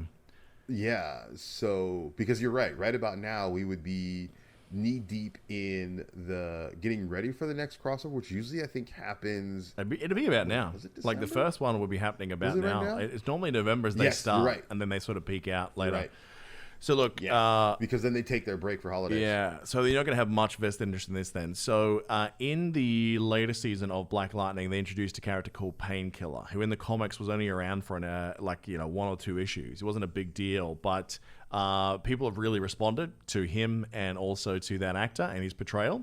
So they're actually doing a spin-off. So as two shows leave Arrowverse, they're going to be adding one in. So Painkiller is going to be getting his own series. So yeah, interesting. I remember when that character, because he's in like from the first season. He has a story of his own where something happens to him and then he comes back. That's right. So obviously I'm not going to go into super details, but yeah, I guess that was kind of one of the things that I liked about the first one was like what is going to happen to him. So apparently that gets into a place that's actually quite engaging and people responded. So I haven't gotten that far myself, but yeah. I actually thought they were going to kill that universe off over time. I thought they were going to try and fold everything back in because don't we have Green Lantern being the first one of like the DC EU TV linked movie thingies? Yeah, I think HBO Max, because like this is CW. Like why are they doing this? Marvel kind of consolidated and said, sorry Netflix fans, we're going to cancel 3 great TV series and 1 gigantic piece of shit. We're going to fold it because we need to bring everything home. But I thought DC was doing that, but the fact they're adding in more of Arrowverse shows, I don't get it. Well, I mean, I think everything lives. They have their obviously contract with whatever with CW to keep putting stuff out. But then they can easily roll it into HBO Max, right? Yeah, I guess. I mean, if they do like crossovers, because Green Lantern being anywhere would be pretty cool. So I guess we'll see. Yeah. I think Black Lightning was saved by Crisis of Infinite Earths because that was the first time he made an appearance in the crossovers. If I'm pretty sure that's correct. Yeah, that's true.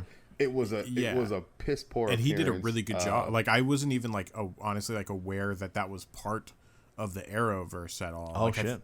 And so until I saw him, and I was like, dude, this guy's a badass. And so I was like, well, technically it wasn't part of the Arrowverse. They roll. I mean, isn't it like a Netflix show? Sorry, I take that back. No. Black Lightning? No, Black Lightning was always something that they had on CW. It was, but they weren't calling it like in the universe, right?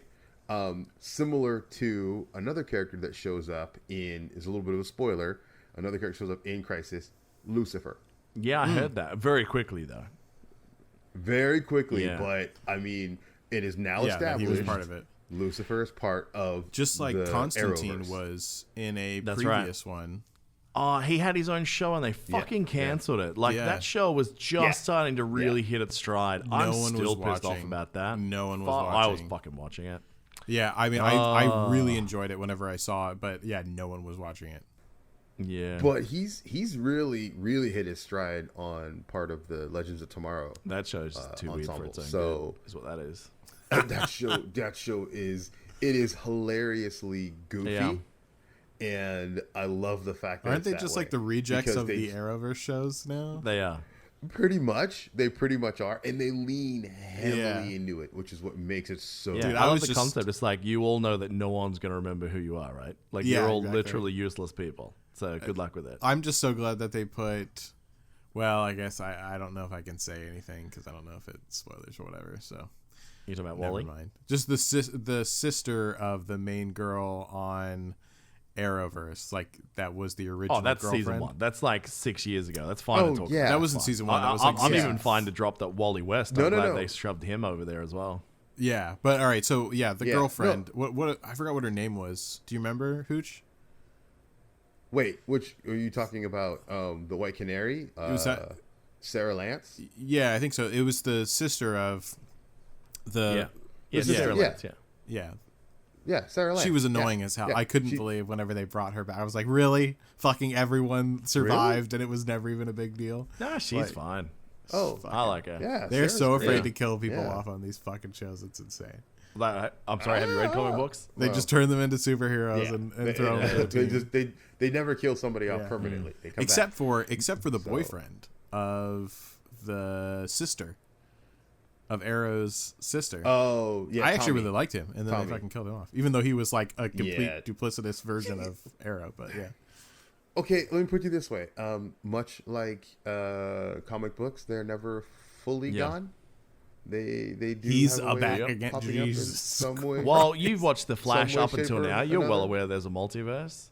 Yeah. There's a Okay. So yeah, multiverse, there's dude. always versions of Yeah. everyone. All right. Exactly. Yeah, That's a multiverses, handy there's dandy Let's explanation. let's get There's out of the all sorts of things. Arrowverse and Yeah. talk about the Arnold. So the big man has actually been working on a script apparently, and has sold the concepts to Netflix for a series that has Arnold Schwarzenegger portraying a spy, and will center heavily around him and his daughter in this TV series.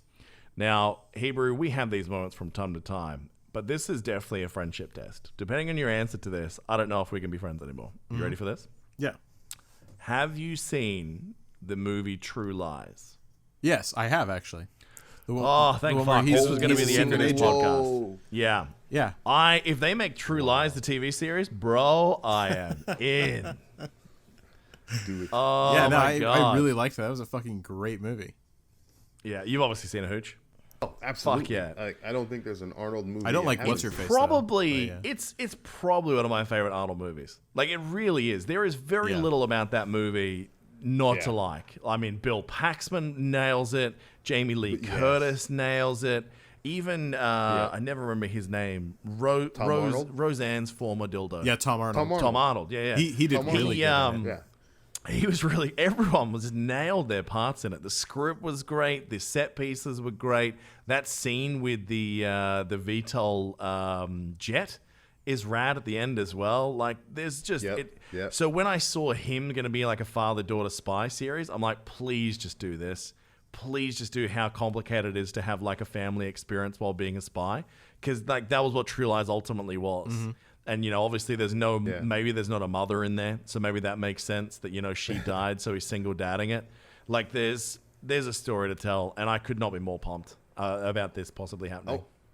I want to go back to something I think that I heard Hebrew say. Did you say Jamie Yep, Lee not Curtis a fan of Jamie was Lee not- Curtis. What is your Dude, she problem? was so Not a fan of Jamie freaking Lee hot in Curtis. this movie. Do it slowly. Do it sexy. Come on. Yes. And then her acting Not a fan. Oh, man. Do you remember her in Trading Places, Hooch? Hey, guess yeah, what? absolutely. I've seen Trading Places. Oh my God! Is this Am I the blowing your episode mind where today or Hebrew? what? Oh my God! What You're the- like Captain America who got deep thought and just got tired of everyone giving him shit, so we went on like a massive binge of like homework for pop culture references. I've also seen Trading Places, like other movie that's in the same universe. Can anyone name it? Coming to America. to yeah. America. Okay, I guess that wasn't a secret, but yeah, No, Coming to it's not. America. No, I've seen that no. one too. Yeah. Oh, come on. I still can't wait for that Oh, sequel I next have- year, man. Same. I'm so pumped for that as well. I have so I have a T-shirt that I'm kind of ashamed of now. The royal but, penis is clean? It's a T-shirt where it's like it's one half of the face is the Black Panther, and the Black Panther mask. The other half of the face is Prince Akeem, Oh, really? What's wrong with that? the original Prince of. Well, because now it feels like it's disrespectful to Chadwick Boseman. Come on. No. I think it's great. That's just me. There is only no thing- Chadwick Boseman but- without Eddie Murphy. Please. There you go. I didn't know. I was wondering why, like he fell from grace the other day. Eddie Murphy. We've discussed this before, I'm pretty sure, on this podcast. Was it? Because I was about to say, it was like I found out the other day that From me in that chat that we had on this podcast. Well, I guess maybe so. Yeah. So, like, I didn't realize that he got busted with a tranny. Is that right? He did. Yeah. Whoa, careful, Icarus. You can't say it like that anymore. Oh, that's true. I can't. Yeah. transsexual. Yeah. Just know there that was I don't. no I don't malice mean, intended. It's just yeah, a just word. know that I don't mean Let's anything. be by it. real. Anyone can be I who know they it's want just to a be. fucking word. But I remember that conversation. I know. Well, okay, all right. yeah. All I said So- was I was wondering the It was other day what probably happened, last week. and then I found out. Yeah. Yeah. And we talk about that a lot. So yeah, I'm pumped about this project, but I didn't realize that we should have been very nervous people, Hebrew, with a couple of shows that we've talked about that we love on Netflix getting canned. I didn't know that Umbrella Academy was at risk. Did you know I this? had no idea for that either. When thought I that it saw was- the renewal notice for season 3 today, I was like, wait, was that not built in? Exactly, Because with that last episode of season 2, no spoilers, I was like, you cannot fucking leave that there. So I didn't know that we were supposed to be worried. But yeah, they're getting greenlit. It's going to be a season 3, thank God, because that show has been really great. Some episodes a bit slower, but that's TV. Yeah, I'm stoked we're going to get season 3. Did you get into Umbrella Academy, Hooch? No, I haven't yet. It's a regret of mine, similar to I know it's on the same level as Hebrew and Firefly, but it is definitely a show that I've wanted to get into because I've heard such great things about it. And it's just every time I'm like, oh, maybe I'll watch something, and I go, no, I don't want to get into Umbrella Academy just yet. Yeah. Did you know it was written? yeah. Who it was written by? No. It was written by. Let me check to make sure that I'm right on this. Like I know it was someone.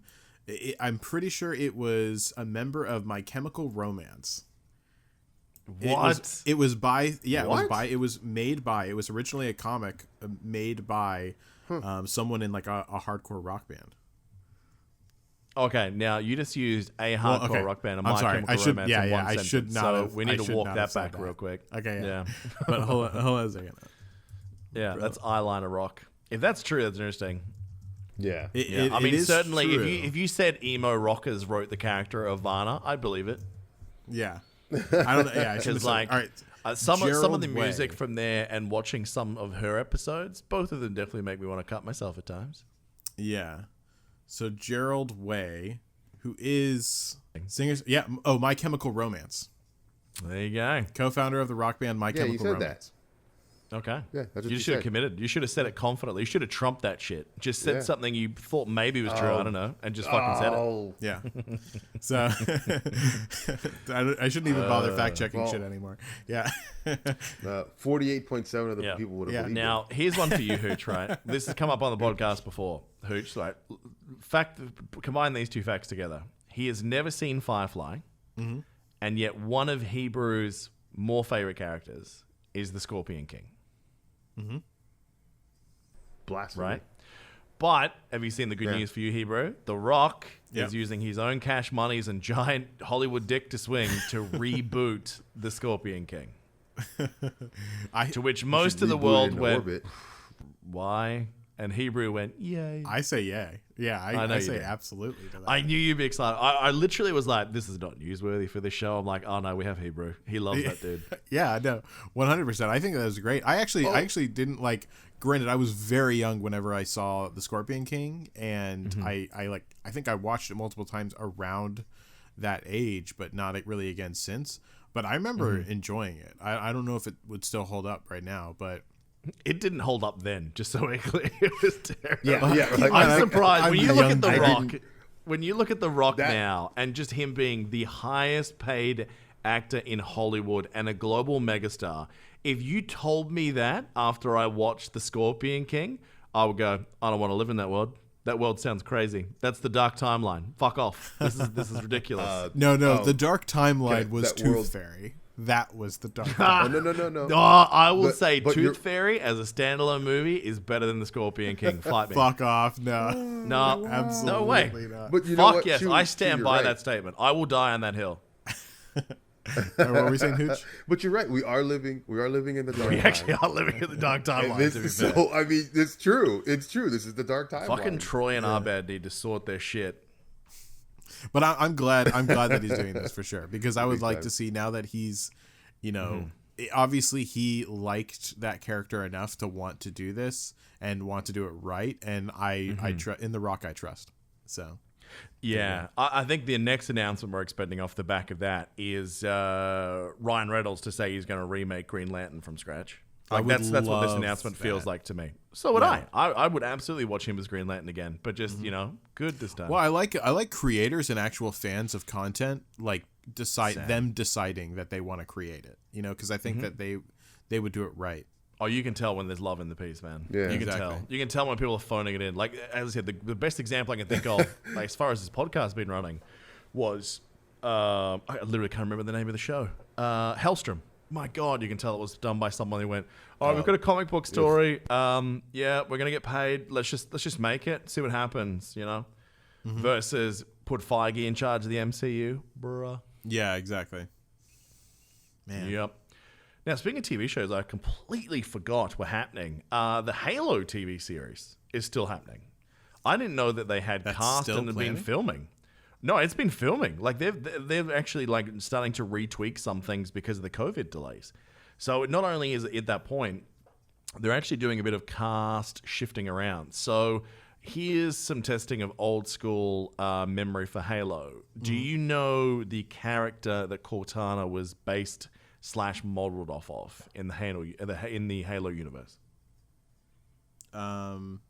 No. I don't, because I never really played Halo. Yeah, so it was modeled off a doctor, and what they were going to do is have that doctor play the roles of the actual doctor who is still alive in this particular timeline, as well as do the voicing of Cortana, the AI. And they made an awesome decision this week that they're not going to do that. They're actually going to have the actress and the AI be separate, and they're going to use the original Cortana voice actor from the Halo games. Good. There Yes, we go. please. That's I'm good. fine with that. Yep. Yeah. That was iconic. That feels real good. So, yeah. Yeah, and in a couple of the articles that I was reading, and it brought up a good point, was in this series, are they going to finally show Master Chief's face? To which I reply, have you watched The Mandalorian? Yeah. It's not necessary. I mean, you're going to piss off the actor. Have you guys been tracking that story with Pedro Pascal? No, I think I've caught like snippets of it that he's not happy that they're not taking the He's helmet furious. He's like, I am the main actor of the show. It's called The Mandalorian. It's me. Why can I not do it? And apparently he's been fighting with Feige in that so hard. Well, basically saying, it should be me. I should be getting credit for this, but people have no idea who I am. I'm sorry, but that's not like their fault. That's a creative decision that holds to the fidelity of the show. Like, you can't change that because an actor... I mean, I understand why the actor is upset, but I mean, like, they're not going to compromise the integrity of the show just because he wants FaceTime. Like, I wouldn't do that. Real quick, have you caught the most recent episode? No, I'm too behind now. Okay. Yeah, based on the most recent episode, You think he might? I'm curious as to how. I don't know if he will. I don't think he will. But it feels like it's becoming a possibility. I think if he... I know what you know. mean, but I think if he does... Because you're right, there is an opening. But I think that if he ever does, I think it'll be like last episode situation. Yeah, I think make it like Home Improvement. They always said that when you finally got to see Wilson's face over the fence, that would be the last episode. And that's exactly what they did. Like I get it, you want representation, but at the same time, they could have cast a voice actor for this. Like you could have used Nolan North and a stunt double to do this show. You don't need a Hollywood actor like Pedro Pascal to do all of this. I mean, he's been great in it. I love his voice acting and his take on it, but we didn't need him, you know? So, honestly, I would deem him as replaceable at this point. Like, don't get me wrong, I would love to have him stick in, but I would rather him be replaced and have someone that sounds just exactly like him and no one notice, rather than compromise the integrity of the lore of the show. Like, I'm sorry, but I would make that decision. Yeah. So agreed. I think I'd love to see, I want to keep Master Chief behind the mask. If he's going to be in this TV series, Same. I say, and I would also love it that if he's not the main character, because I don't know what that story is, but I would much prefer to have him pop in and out like a superhero. Do you know what I mean? Like, and have it from the average soldier's, ODST style, TV show. I don't know. I would like him to be... This is what I would want. Did you guys ever play Halo Wars? Oh, yeah. Fuck, I actually enjoy Halo Wars 2 more than most of the Halo games. For story, especially. Okay, so first of all, I was ranked number 2 prophet in the world for Halo Wars 1. Just so you know. Really? And the leaderboards. Yep, I played the shit out of that game. Was that because there was only like 12 people playing it when it came out? No, whenever it came out, it was wildly popular whenever it came out. Was it really? I hadn't heard of it until Halo Wars 2 was coming out. Yeah, no, it was really popular whenever it came out. There was like a huge release for it and everything. But it was it fell off like before you keep talking. So Halo Wars 1 was very similar to the Dawn of War series I've told you about before. If you like that, you definitely like Dawn of War. Let's say 2. Play Dawn of War 2. Don't play Dawn of War 3. It's very different. Actually, Dawn of War 3 is probably closer to a Halo Wars 2 model, but not as good. Yeah, I mean, I played games, like that before, but yeah, I'll give that one a shot. Like, I mean, I played Command and Conquer because I liked Halo Wars so much, and stuff like that. So, yeah, like that game like opened my eyes, but I loved the shit out of that game. But anyways, my point was that the storyline of that, there, if I remember correctly, there was like a group of Spartan soldiers that That's each right. were very unique in their own ways, and I would love to follow, because they had their own identities for sure and personalities. Yeah. I would love to follow their story and have, as you said, Master Chief appear occasionally to kick some ass and take some names. You actually just gave me a really cool idea for the show. Could you imagine if they did like, you remember like the story of the original Spartans, the 300? Yeah. Yeah. Could you imagine if we had like a space opera version of the 300 Spartans? But it's all love it. like, oh my God. That'd be so good, man. I'd be really keen on watching that shit. Yeah, buddy. Yeah, me too. Now, updates from stories last week. So we covered, obviously, the PC madness that's led to some major changes for Fantastic Beasts. And obviously, Johnny Depp was forced out. Now, did you see what actually happened with that? Like, we've got more details this week. I heard that the judge threw out the whole shitting in his bed thing. I didn't see that part. I'm talking more about the fact that Warner Brothers paid him his fee in full, and he recorded one scene for that movie. Really? Yep. So they wanted him out, but I mean, he made shit tons of money on. Oh, that they're one. saying he probably pulled like 8 figures. Yeah. For doing like probably a couple of days' work. I mean, keep in mind, take the win. Do you, come to think of it, do you want to know how fucking easy this job has been for him to make a ridiculous amount of money? Because in the first movie, he was the top billed member of that movie, and he had one fucking... I don't even think he spoke. I think he just showed his face. No, I think he said maybe like one or two things at the very end It was of the movie. barely. It was like a little clip. But yeah. And probably about the same amount of work by the sounds of it he did on this. But yeah, Exactly. to get fully paid out as you're being kicked out, I mean, that's probably the best way to go. So it's like, because now if the movie tanks, he's kind of got like the best of everything. He left and he can say, well, that's why it sucked. I wasn't in it. And I still pulled a shit ton of money. So, peace. Yep.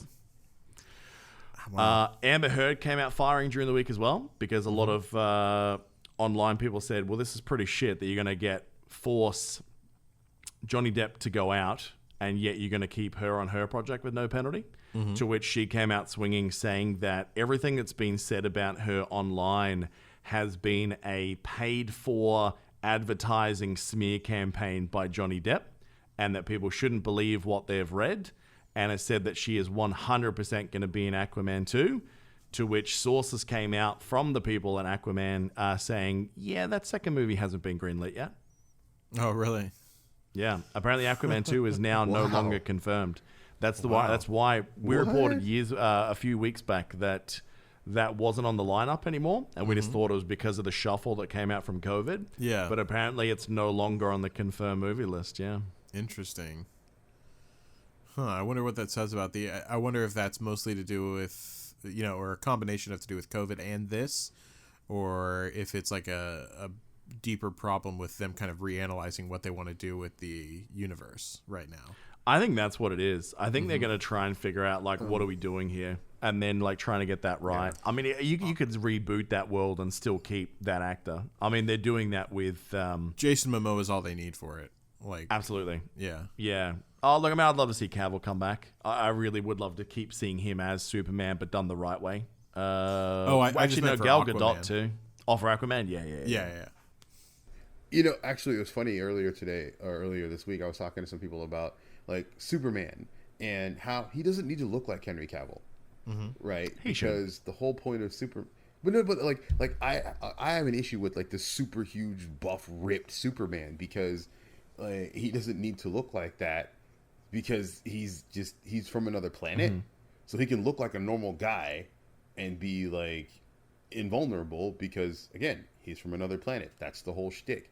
So when you get guys like the guy who plays him in the Arrowverse, or even like Brandon Routh or Chris, he doesn't need to be super jacked. A little bit, you don't want to be. Isn't he more unassuming in the show?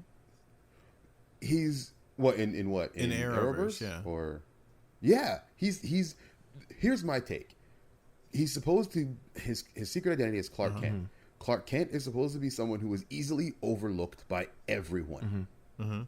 I'm sorry, but if you're 6'4", 280 pounds, yoked, you're not going to get overlooked. It's the glasses, dude. Everyone overlooks you if you got glasses on, bro. Yeah, exactly. Oh, great. So If you're going to start questioning details like that in comic book universes, You're in trouble. I got some bad. The world's going to unravel.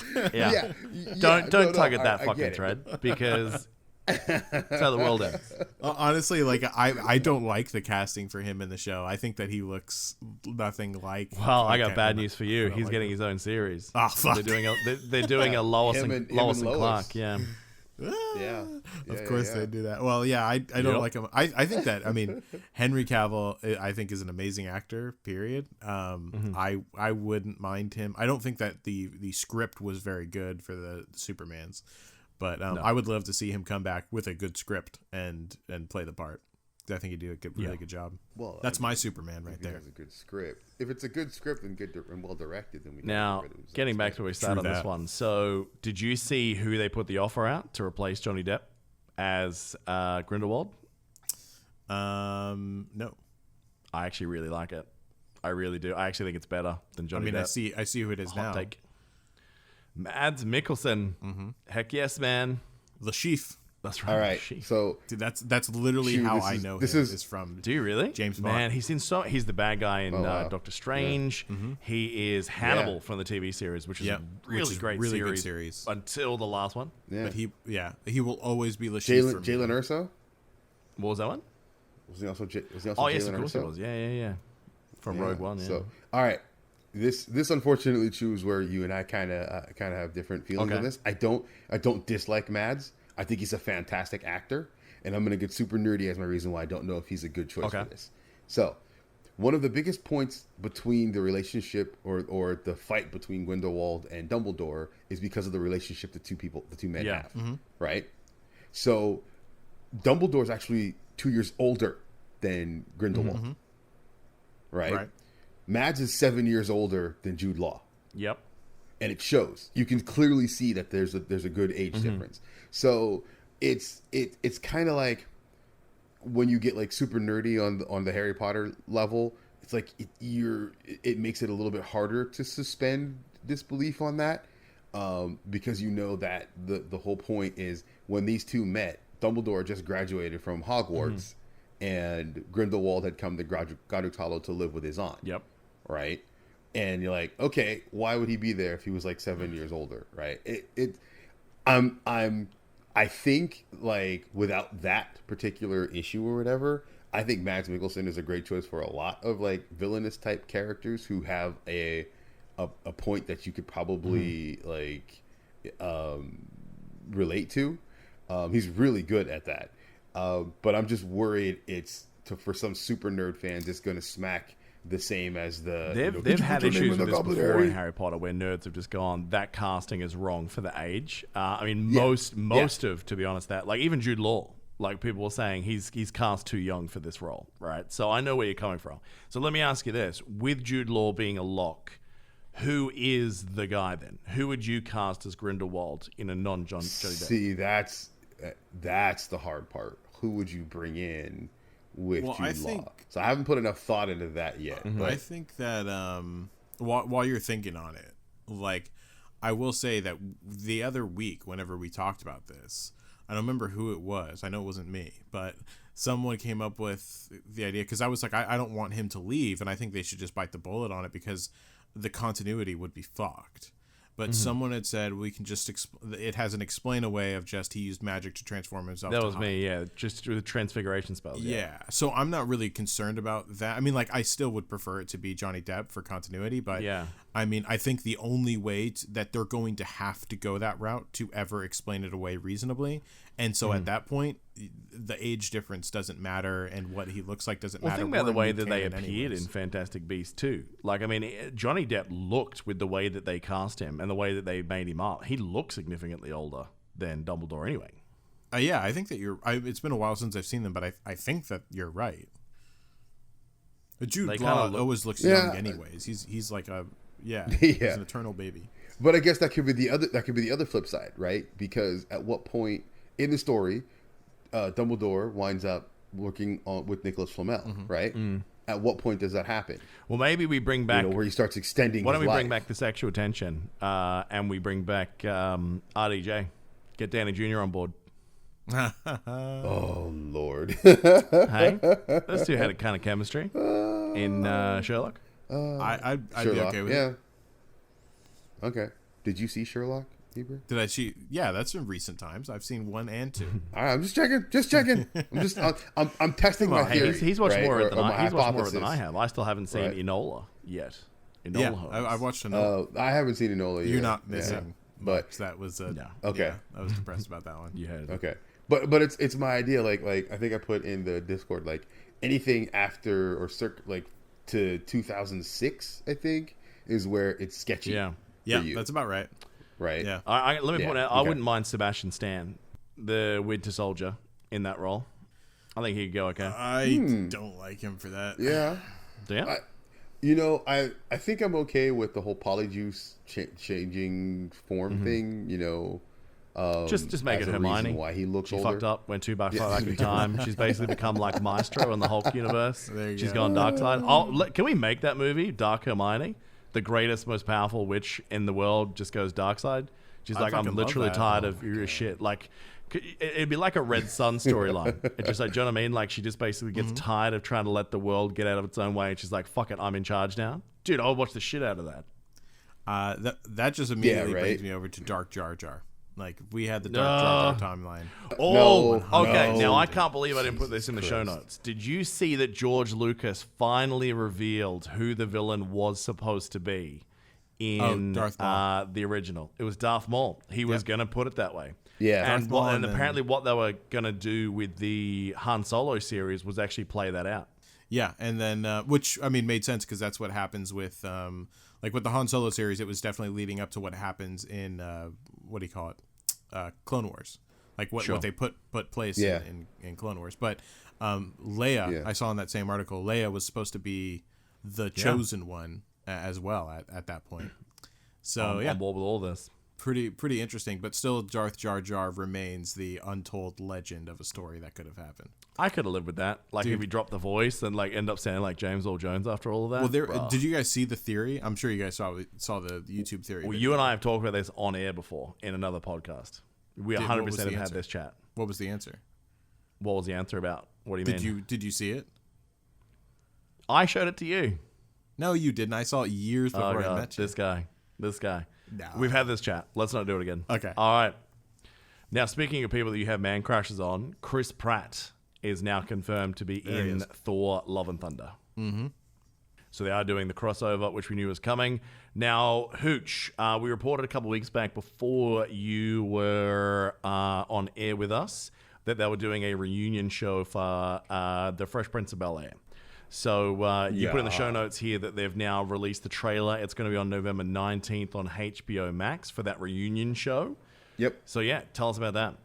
So yeah, I mean, growing up, obviously in the '90s and '80s and '90s, and ever like the Fresh Prince of Bel-Air was a staple show. So and you've seen, we watched a lot of the actors go on and do other things. Alfonso Ribeiro keeps popping up. Obviously, Will Smith's become Will Smith.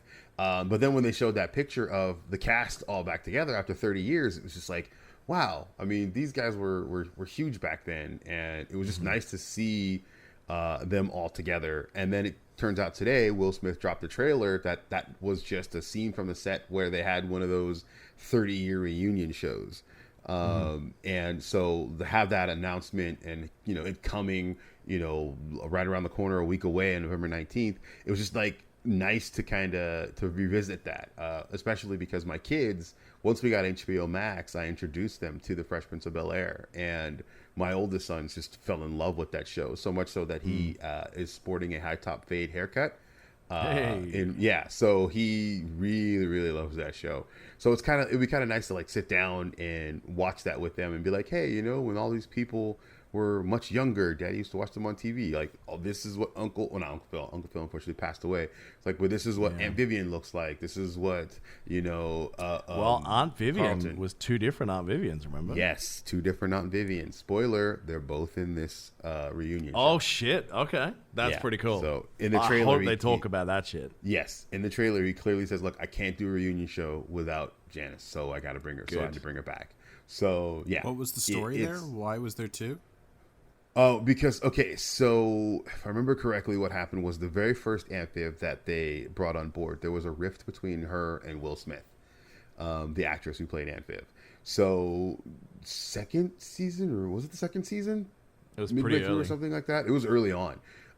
She left the cast, and they brought in another actress who finished out the series as Amphib.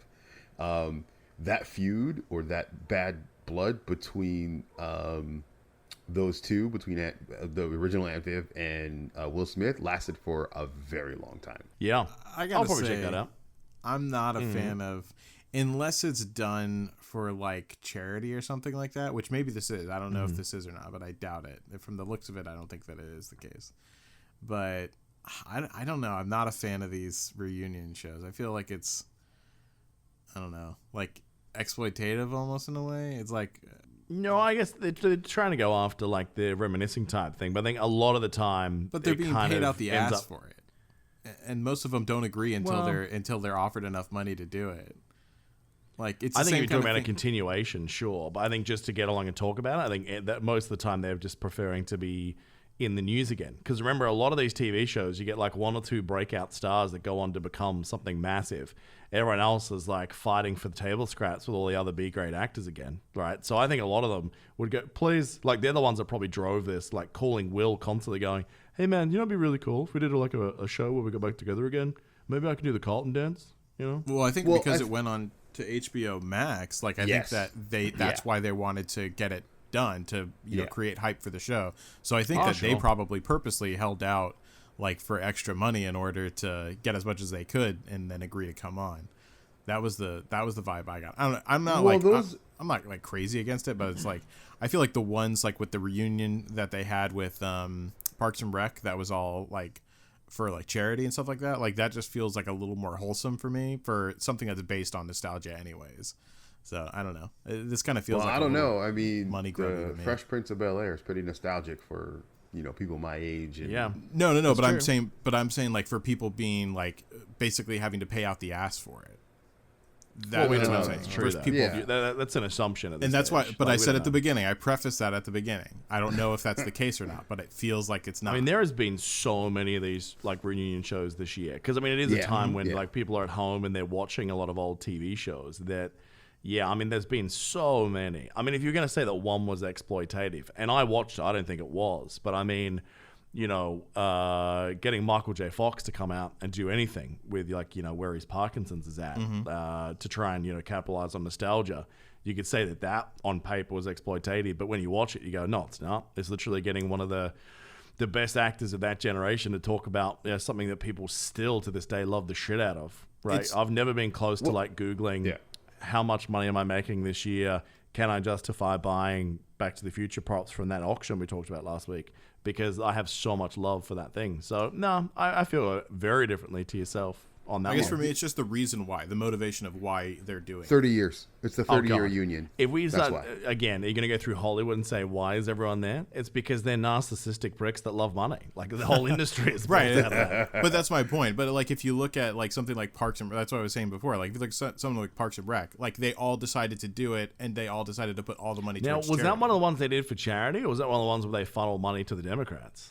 I can't remember. No, that was the one that 'Cause a they did for charity for the wildfires, if I remember correctly. Like, I know it was for a charity, so I don't remember which one it was. Oh, okay, because I know a lot of those were like fundraising for political parties as well. So. That definitely wasn't. But like that's one of that's a wholesome motivation for me for a show that was like they all wanted to do it and got together to do it and spent the time to do it. Like, Well, that I to know me one is a thing good that motivation. all three of us agree on because we spoke about this recently. That another Constantine movie being in the universe would be fucking amazing. We've all agreed on this. Can I just say, No. this I have a power because I'm pretty sure, or one of us does. I'm pretty sure I was the one that brought it up. That I'm pretty sure that Constantine, or I think I said Constantine should have a sequel, and then lo and behold, this happens a few weeks later. We're going to have to check the tapes on that. We'll have to check the tapes because we do have it. Like, it's literally been on air that we came up with that. Because anyone that's listening, let us know. You can claim credit if you want. I'm going to call the Hebrews wrong on this one too, but I don't care. I'm pretty sure I literally don't care. So if you want to go and listen to it, go for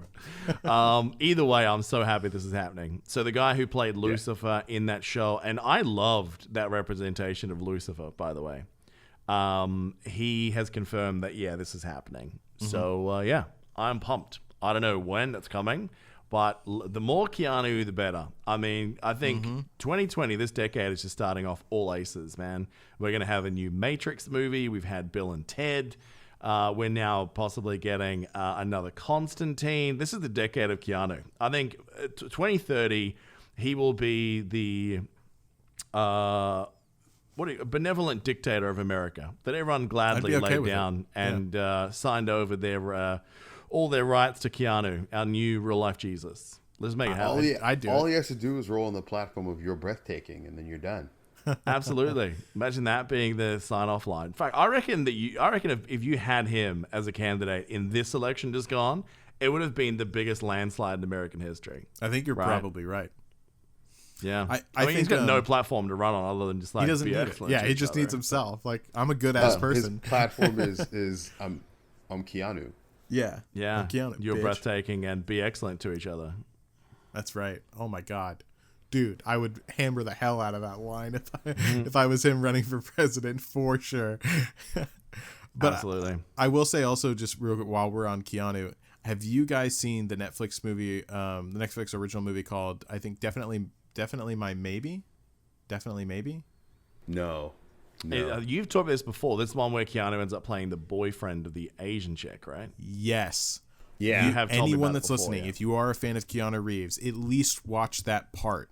At least watch whenever he comes in. There's about like 20-ish minutes of him, and he plays an absolute parody version of himself that is the most hysterical thing I have ever seen in my life. You have to watch it. If you have not, you need to watch it. Hey, side question. Have you ever seen Point Break, Hebrew? Jesus. No, I've never seen Point Break. Fuck. Wait. Was that the one my with God. wait, maybe I have. Hold on. Is that the one with what's his face from Dirty Dancing? Yes. Patrick Swayze. I've seen it.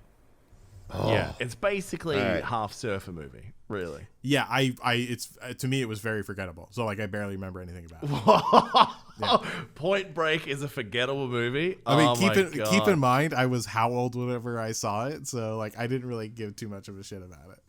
Mate, But, people dude, have it had issued death threats to skydiving. people counting votes less than they're going to come after you after that fucking comment. It had Jesus skydiving. Christ. It had surfing. It had. I think that's the part that I was like, I don't care. Mate, you've Awesome seen Hot Fuzz, which is basically so a great. love letter. It is a love letter to Point Break, where he points his guns in the air and go "R." That is literally Point Break that they're talking that's about. I guess They that's the difference is that they one's reenact serious, Point Break. one's not, and I like the parody version more than the serious version. Hot Fuzz You was disappoint really me good. on a weekly basis. Do you understand that? My God. Unapologetic. All right. Gaming news. Hopefully you've recognized something in here, bro. All right. So this is a PSA to everyone directly from Microsoft, ladies and gentlemen. Don't blow vape smoke into your Xbox. I can't Do believe. you guys know we have why to this say had to be said? But do you know why it had to be said? Yeah, people were pretending that their Xbox was on fire or smoking or whatever, and they would blow vape into the bottom of it, watch it go up, and then post videos of it. I blame TikTok for people going to these extreme lengths just for any 100%. kind of attention right now. Like, honestly, to try and fake that there's something wrong with the device. I hope they fuck their own Xboxes as a way of like learning too. that lesson. And for them to turn around and say, I'm sorry, we put out a note on Twitter to not do that. So you missed out there, son. And I love how they literally said in their post, like, I can't believe we actually have to say this. But Yep. don't put vape smoke in your Xbox. I know. So true. I mean, I guess in a world where we have warnings to not use electronic equipment in the shower and bathtub, this just Or not to follows drink suit. Drano or whatever the hell was going Don't on. eat Tide bleach. Pods. Bleach. Yeah. Yeah. Well, I I mean, literally saw on apparently, Amazon the other day, someone had like an orange flavored bleach, and I was like, that is hilarious. That's dangerous. In this world, that's dangerous, but hilarious. I mean, I don't know. I mean, we could just take the safety labels off things and just let morons die out. Could we not? Yeah, I suppose so, if you want to go. Yeah. yeah, but in this, I mean, we're in the dark society where- timeline. Survival of embrace the it. fittest. Yeah, might as well lean into it. Yeah. But I mean, even then, in this timeline, somebody's going to get sued and be like, "Hey, you didn't tell me I couldn't." You didn't tell me. Right. I mean, after the first time when I shut out a kidney, I thought, no, it had nothing to do with the bleach I just drank. You know. Yeah. Do I really have to tell you? Derp. Come on. All right. Let's talk about what we've seen so far from the PS5 and Xbox launches. I think the overwhelming theme, especially in the US, is more people wanted consoles than ever before on launch, and they definitely wrote checks at their asses could not cash because, man, there is a lot of nerd rage out there. And look, and with this, I will absolutely back my nerds on this one. Like, we tell people calm down all the time, but for this one, you promise someone a brand new bike for Christmas, and then you go, yeah, it's not coming till January 17th. Like, that kid is going to fucking nail you to the wall, and rightly so. But you do that to a nerd we're all adult children at heart. Like, this is something that we all cared about. And more importantly, you take anyone's money for a pre-order of anything and then tell them that I'm really sorry. This was for this date right up until yesterday, right? If they had announced 4 months ago it was going to be delayed, sure. But when you're there going, is it here yet? Is it here yet? I've taken annual leave because we know nerds do this because I want to play Miles Morales on my PS5, on my new Sony TV today, and then it doesn't show up. Now, there's some weird shit out there as well. So Amazon has a sneaky little ploy to try and reduce the amount of back orders they have. I don't know if you guys saw this. Amazon have been sending emails to people who they weren't shipping their Xbox to say, hey, tough break there, Brian. We actually don't have enough Xboxes for you. Now, if you want to stay on the list of people who are going to get the next round, you have to confirm to us that you still want it. Hoping that people never see that email. Well, they're hoping that people have tried to go to a retail outlet and have canceled. They're just going to go, well, I'm going to try and get one somewhere else. And therefore, if they got it, they'll cancel theirs, which means we can push these out faster. The fact that you have to reconfirm opens up the boxes that what if you didn't get that email? Exactly. What if it got junk filtered out? There's a lot of potential fuckery there that I think is going to lead to some people who are not going to get Xboxes for quite a long time. Yeah, especially because a lot of it has to do with Christmas presents and stuff like that too. That's such a pain in the ass, especially for parents that aren't because they've already paid for it. Process. Yeah, exactly. That's the real kick in the nuts thing about it is you had to fork out hundreds of dollars months in advance. And now you're potentially going to Christmas where they say, well, you might get it next week. You might get it middle of December. This is going to lead to a Christmas Eve going, holy shit, this thing is not going to come, is it? What am I going to do? Yeah, exactly. It's a really shitty way of pulling it. I understand when you're dealing with that many retailers, but I guess we don't know where the supply chain issue is. Was it literally that less Xboxes showed up? Or did Amazon literally fuck up the allocations? Or did Walmart literally fuck up the allocations? We don't know that yet. But it seems to me like it's more... Because I think in that situation for retailers, they have to know the amount of units they're going to have. And I think they get that information from the manufacturer. And if the manufacturer's not providing them with correct information... There you go. Well, that's it. But why not under commit? If you're not sure, why don't you just say, okay, we've only got 200 when you've actually got 300? Because then you're likely to go to people, hey man, I got some great news. I know you weren't expecting yours until December, but you're going to get it now. And it's because they all want the cash injection of a pre-launch where, they get the money for something they haven't shipped. It also could jeopardize the relationship between the console manufacturer and the retailer. I know that was one of the questions, when I worked in console, at a company that made console games. I'm like, why the heck are we trying to get this thing out on time or whatever when it's clearly not ready to go? Yeah. And the response usually was because we've had deals with, Target, Walmart, whatever, where in GameStop where they've created shelf space. So that was the dilemma back then. You had to tell them we're going to be on your shelves on X day We want a standee. We want heavy advertisement. You need to have the boxes, and that's just it. We need to have these things in our hand. Otherwise, we're wasting shelf space that could go to somebody else. Yeah, so it's a very different year though when people are supposed to be staying out of public spaces too though. So I mean it's a very different animal this year. I don't think people have reacted well in that space. Well, I think also like everything I've been hearing was that all the sales for the consoles were online only, right? They didn't really have them in the store. Well, they are now because a lot of people were expecting to be able to go into retail outlets. And then a message came out, I want to say like 4 or 5 days ago, like around the 9th, basically saying that is not going to happen. We are there. We know there's not going to be enough out there. It's online orders only. So this is going to probably be the first console release where none of them even go through a store until probably second, third shipment wave. Let's say end of Q1 next year is where my money is. Yeah, I mean, I think they might have a shot for Black Friday, but that's about it. That'd be interesting to see what they do. But if you have the consoles, why wouldn't you just sell them directly at the high-end level and ship it straight to the person's house? Like, if money for everyone. I fully agree. That's the optimized way to sell them, 100%. Like, because it costs them more money to ship to store and then go from there. If they can just ship direct, does it? I suppose one central shipping location versus 1,200 individuals, maybe not.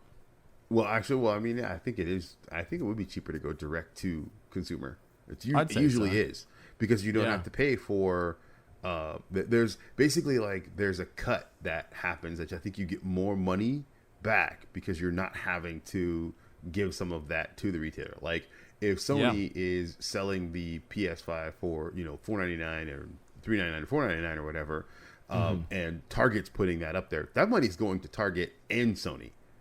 It's not just going straight to Sony. I wonder how long it takes, like with everyone doing these direct sort of things. Like when is the point going to come when Microsoft just basically goes, "Here's our online store, buy your Xbox"? Like, do they really need all these third parties? They did. That's where I bought mine this year. They're starting.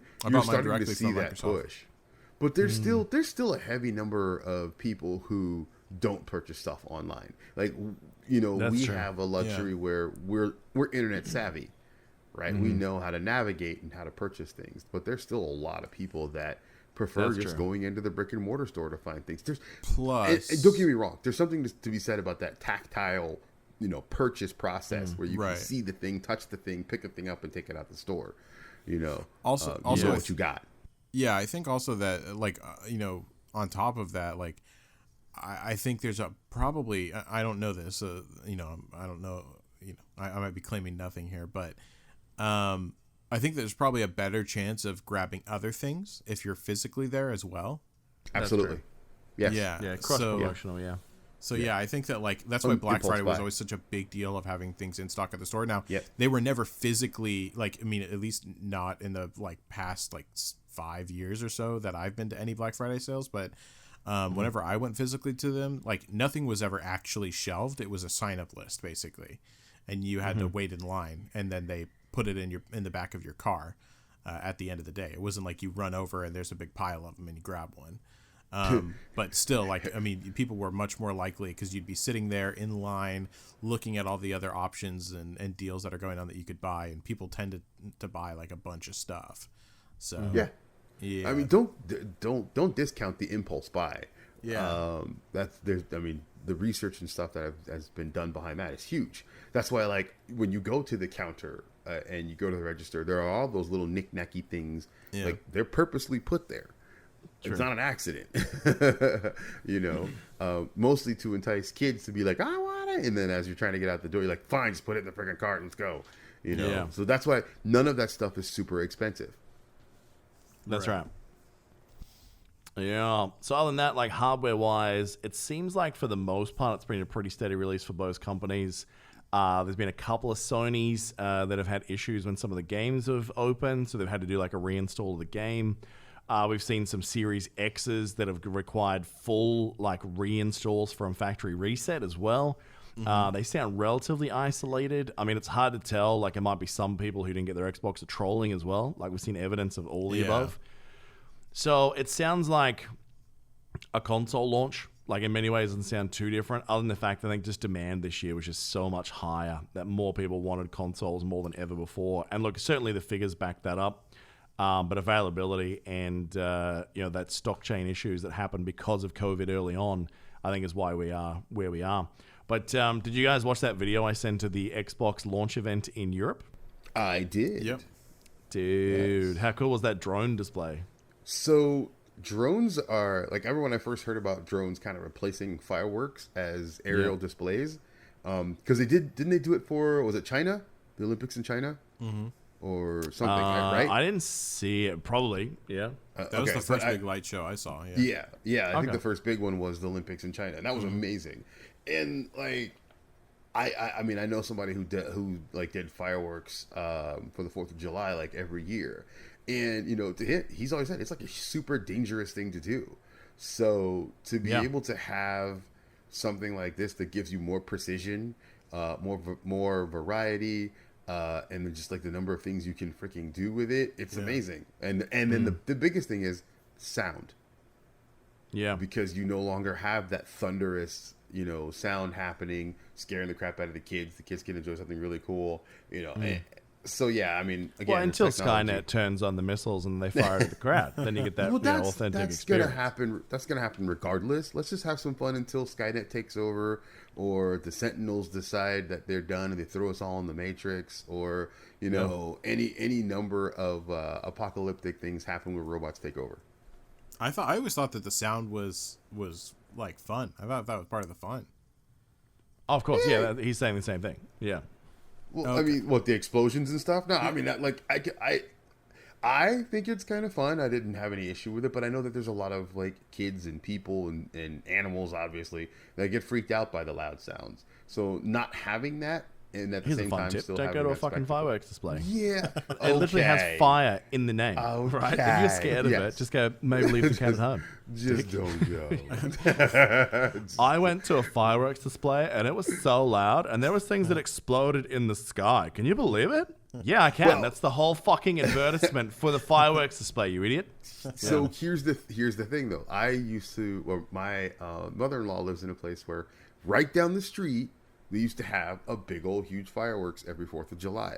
The entire neighborhood was lit up and just boom, boom, boom with the sounds, right? Yeah. So if you don't give a shit about 4th of July and you're like, I got to get up in the morning or some shit, that's the last thing you want, is to hear all that noise. So, All right, I'll do you one better. So where we live in our unit complex, I can look across the desert and see a place called Global Village, which is like this... like they're built like a kind of like a semi-permanent theme park. It's open from October till about April, I want to say, late March. And like literally have all these different areas cut off, which are like different parts of the world. And you go in there and they've got like food vendors from that region. So it's an awesome place to go and just get like all sorts of great food from around the world. It's awesome. Now, every Friday and Saturday when that's open, every Friday and Saturday, they do fireworks, which we can hear and see from our house. So we literally get a free fireworks display every weekend. You can say that that's not cool. We love it, dude.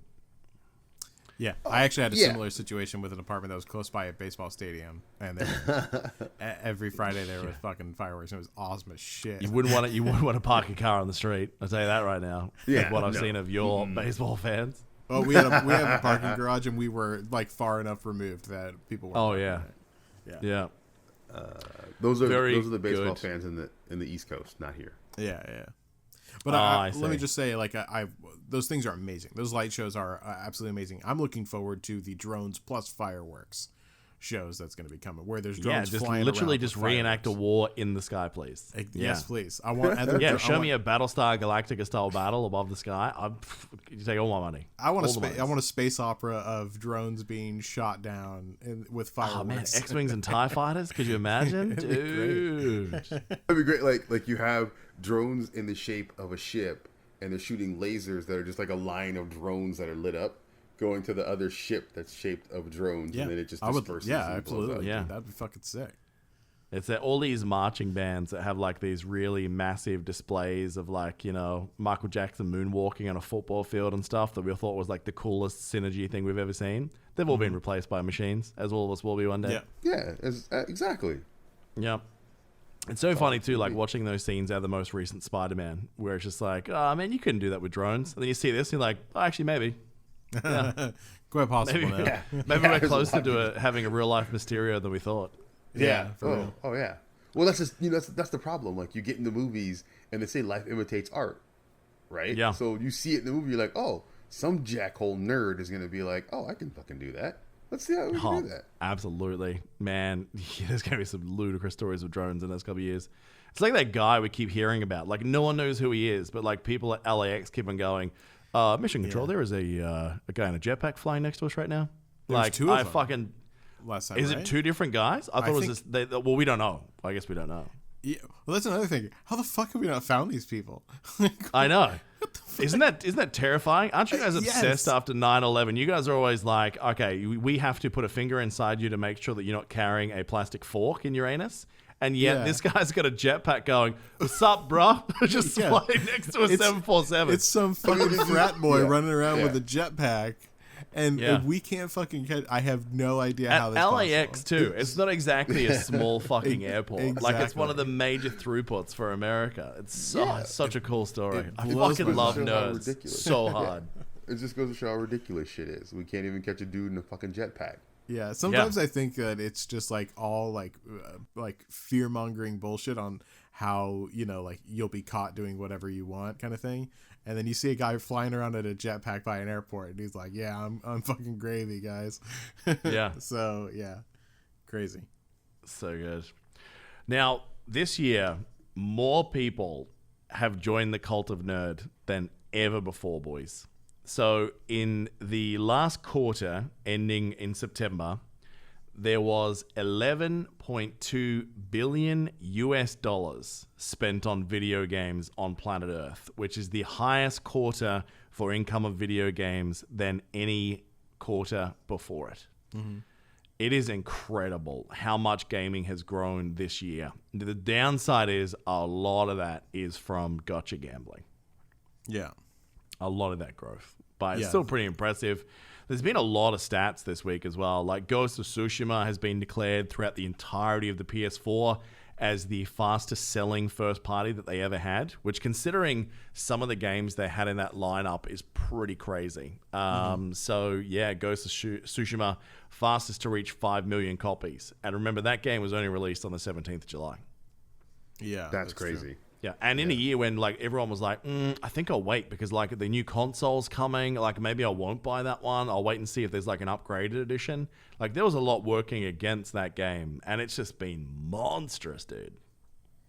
Yeah, and I mean, I'm not surprised by that at all because, like, I mean, as you said, like, gacha gaming is a big deal, and the mobile market for gaming is growing at a pace that's fucking astounding.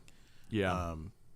So yeah, that doesn't really surprise me at all, and I think like what we're gonna see next year is gonna be even more absurd inevitably. So, yeah, especially whenever you consider like as far as like mobile games are concerned, like the span that covers, because I mean you have like little puzzle games that charge a shit ton of money for like refreshes and stuff like that, and even those games are part of that genre. So yeah, mobile gaming is making shit tons of money. I'd be curious to what the breakdown is on that, like mobile / casual games versus console PC, more mid to hardcore games. Oh, it's still with old school gamers in the numbers at the moment. But as far as like where we are in 5 years, it's all going to be, well, do you know what? Next year is kind of the redefining, because the streaming services for games are all coming. You know what I mean? Like, Amazon's in the party now. You've got Microsoft's out there. You've got Nvidia's out there. Stadia's technically out there. We're going to talk about them more in a sec. So you're going to be able to play high-end console games through your phone from next year with a lot of these things. So that's the reason that this has been the highest growth market. I mean, the gotcha format is part of it, but it's more so it's literally the highest install base of any potential video game platform on planet Earth. Everyone has a phone. Some people have an Xbox, some people have a Sony, some people have a Switch, some people have a PC, some people pretend they're gamers when they own a Mac. Like, it's all out there. But mobile phones, everyone has them, right? Yeah. So that's why I think we've seen so much growth. It's just purely because people could game if they wanted to. When we get this come out and everyone could have a console level experience through their mobile phone, of course they're going to. Mm-hmm. Yeah, so next year it all starts again. But yeah, Stadia is obviously so shit that they've literally started giving it away. So I think you're one of the people I know that actually had a YouTube Premium subscription, didn't you, Hebrew? A YouTube Premium subscription? Yeah, was that you that had that? Or was it Piker? Someone in our circle has a YouTube Premium subscription. Oh, no. Yeah, I do actually. I guess I forgot because Shit, you might be entitled to a free Stadia right now. Oh, really? Yeah, so anyone who was subscribed to YouTube Premium before the 7th of November, people have been getting emails basically saying, hey man, thanks for doing that. We're going to give you a free Stadia. Let us know where to send it. Well, shit. I guess I'll do that. Now, Stadia is the shit one, though. Well, I mean, technically with the way they run, they're all kind of shit, but Stadia is kind of the shitter because it doesn't have anything built into it. Like, you get the platform that you have to pay for, and then you get the monthly sub, which I think you have to pay for, but you don't get anything for it. You know, you have to then still buy your games at full retail, which you could have bought anywhere else as well. And yeah, some of the connection speeds have been a little bit janky. A lot of the ways that it runs with frame rates and output has been much lower than advertised, and that's limited by the technology of the internet for sure. But rumor has it that the Microsoft versions and Amazon have tested much better. Yeah, and wasn't that also where that douchebag the other day made that comment, or the other week made that comment? Oh, yeah, that's right. That fuck knuckle. Well, does he still work there? Do we even know that anymore? We should have followed up on whether that guy got cancelled. Yeah. I'm willing to bet that they've kept the dickhead like that. He'll end up being a president of a company one day. Oh yeah, absolutely. Yeah, he'll totally fill upwards. And then we'll Google him, remember who it is, and then just go, I'm not going to buy that console. So real quick, I kind of have it looks like a bit of a breakdown here on what, how much was made by the gaming industry based on console, PC, all that kind of stuff. So it looks like I'm going to go ahead and go by 2019 because 2020 isn't finished yet. But 13.8 billion for premium consoles and game sales. And that's worldwide. Premium PC. That was 2019, stepped down from 2018, but it's 5.2 billion. And then mobile gaming was in 2019 64.4 billion. Just mobile, or is that all? It says just mobile gotcha. gaming. Okay, that's crazy. I think the figures we had from 2018 was 33 billion was just for loot boxes alone. So if that's the case, that's grown a lot in a year. Yeah, I remember it was forecasted to be crazy. But do you want to know where the money is? What? Gambling apps. Yeah. Gambling apps. That's where the money is. Oh, do they count as mobile gaming? They count as mobile. I think Oh, so, shit. Yeah, okay. Yeah. Oh, yeah. Well, when you factor that in, of course, I'm an idiot for not guessing that. Yeah, you're right. You're right. But that's why I was asking, what's the breakdown with mobile gaming versus the traditional console PC gaming? Yeah, okay. Because, there is a slight asterisk to this, though. There's a slight asterisk to this.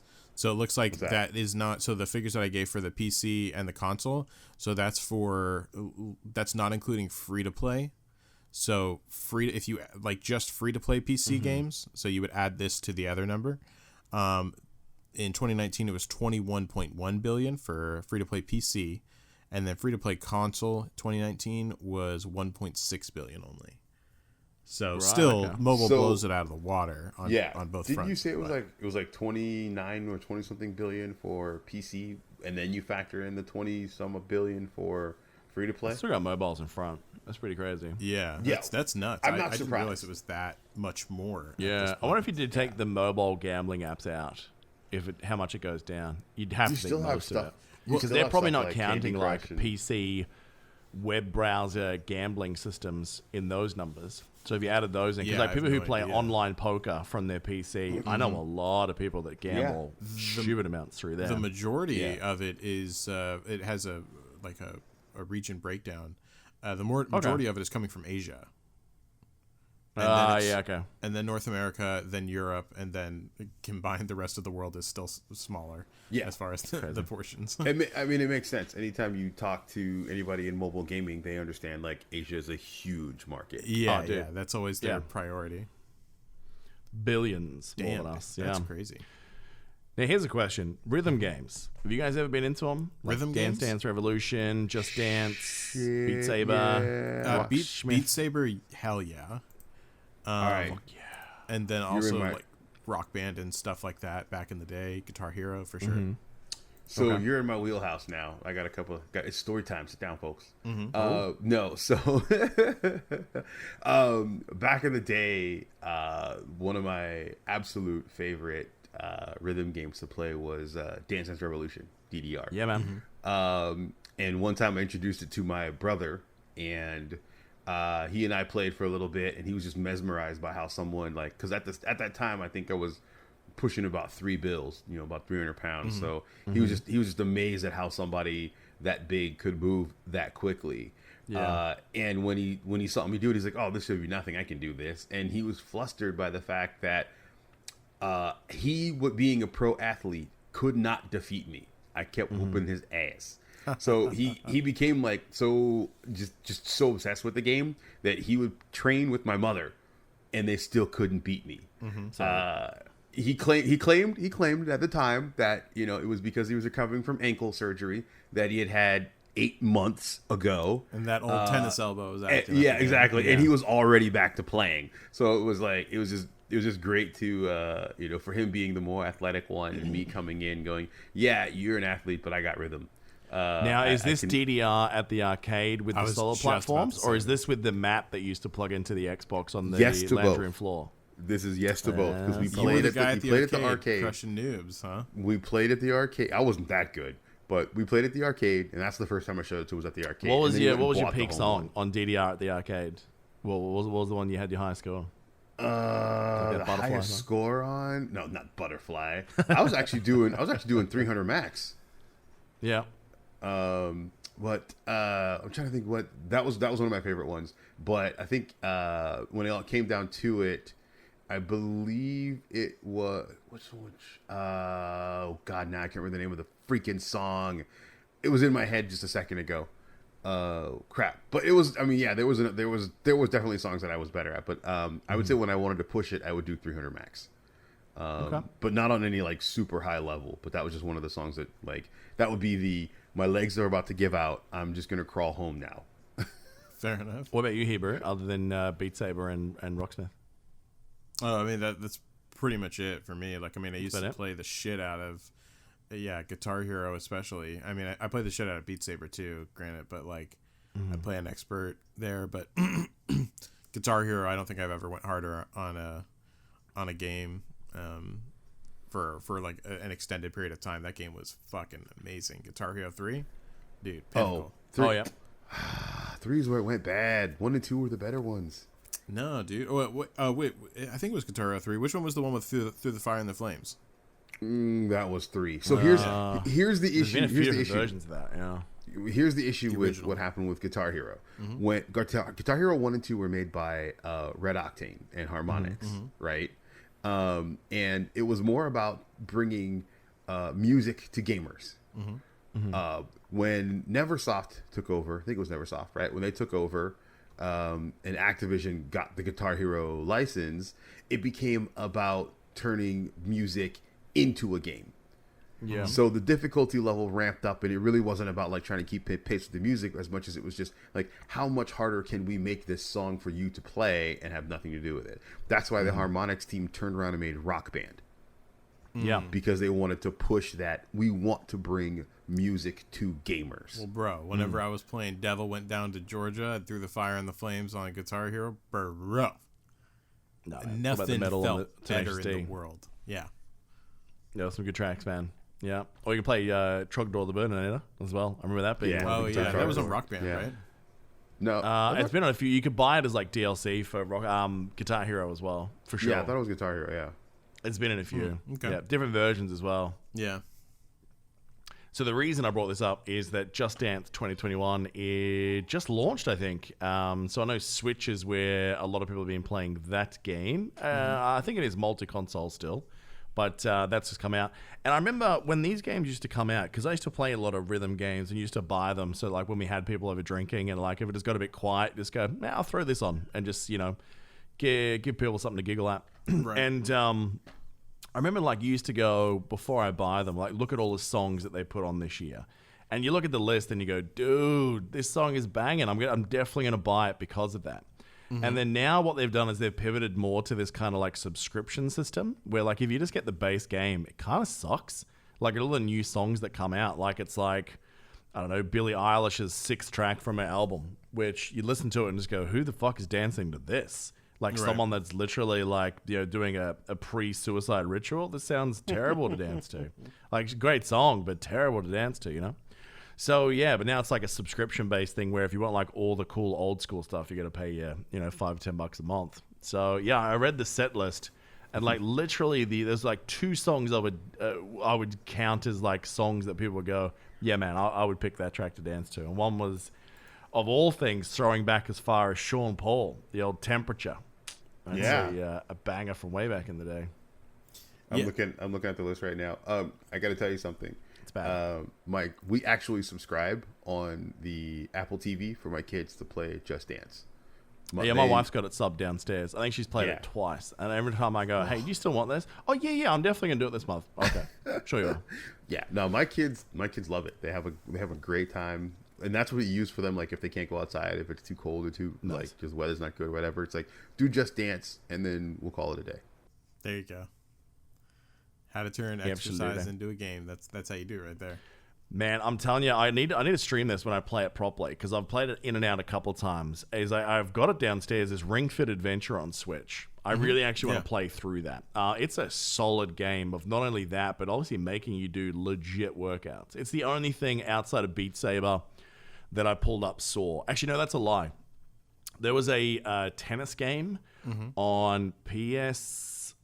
what they even call that back then? PS Move, I want to say, where you had like the controllers they use for PSVR now, but they used to link it up. So there was no cameras or anything like that. Yeah. It was such a janky system, but you had to over exaggerate your movements for this ping pong game.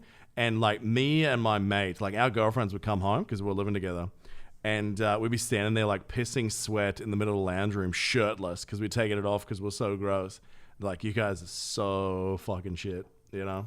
Well, yeah, I mean, I think that's one of the beautiful things that I've come out of gaming, I guess, is like these, new exercise kind of games, which are legitimately cool. Because, I mean, like, I look at Beat Saber and, man, I don't care who you are. Like, if you're playing on expert, you will break a sweat at that game.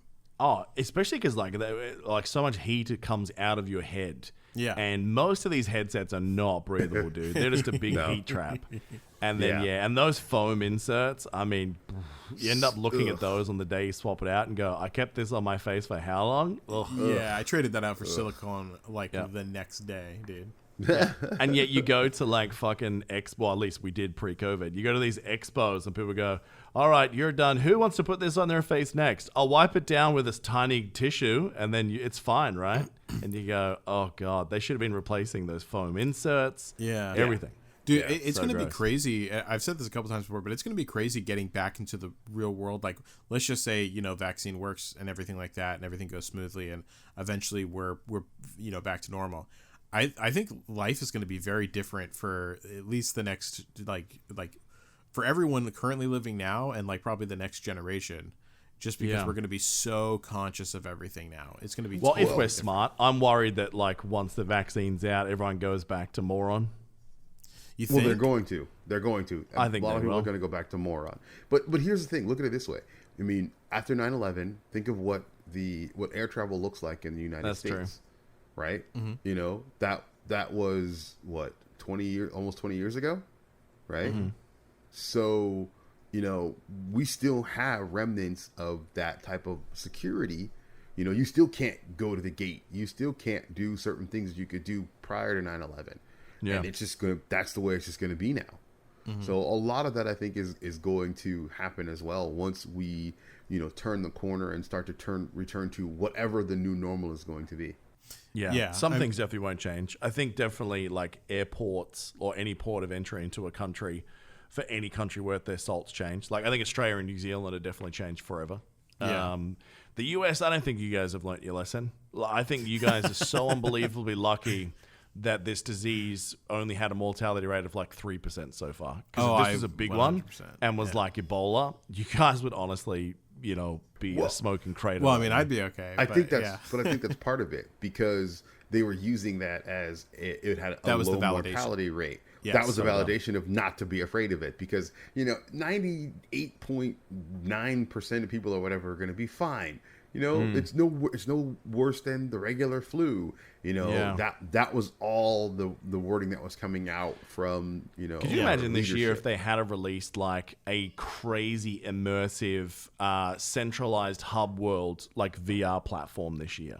Like I think if you did that the right way, like if you had a very cheap to buy VR headset that was high def, high fidelity, haptic feedback, and you had like a Ready Player One environment, I don't think the world would ever have gone back to normal, because people would have gone into that platform, watched movies with their friends in VR with the sensation like they are sitting next to their friend. I think you would have had workplace meetings where it feels like you are all in the boardroom. Do you know what I mean? If that had a dropped this year, if the technology was available when we all got forced inside, the world would literally not go back to normal. Would have seen like the Zoom magic happen for VR. Oh, mate, absolutely. If you could do everything that you could physically do in that meeting other than eat all the cupcakes that Sharon from catering fucking brought out halfway through the meeting. Literally everything else in there you can do other than sexually harass a colleague. So, Well, I pretty think we'd crazy. still do that. Well, unless you're that guy from... Who was that guy that got caught J and his D on the Zoom call? Who was that guy? He's one of yours in the US. It's like all over the news. All and around he got the world. fired. He got fired recently. What, for jerking Right? off on camera? Outrageous. Well, why should he have got fired? Like, Love it. What was his name? fucking cancel culture strikes again. Yeah, what the fuck, man? You can't even jerk off on camera anymore? This is fucked. Well, you can have an OnlyFans, but you can't do it on CNN? Fuck you. Yeah. Yeah, right. Jeffrey So Toobin. funny. What's his name? Jeffrey Toobin. Is that what we were Now, talking could about? he have had a better last name than Toobin? Let's be real. So good. That's probably the first the thought thing is, after he got caught. Fuck my last name. I tell you, the guy that I still feel sorry for was like early transition where people were like, all right, we need to figure this out. And people were doing like updates from home.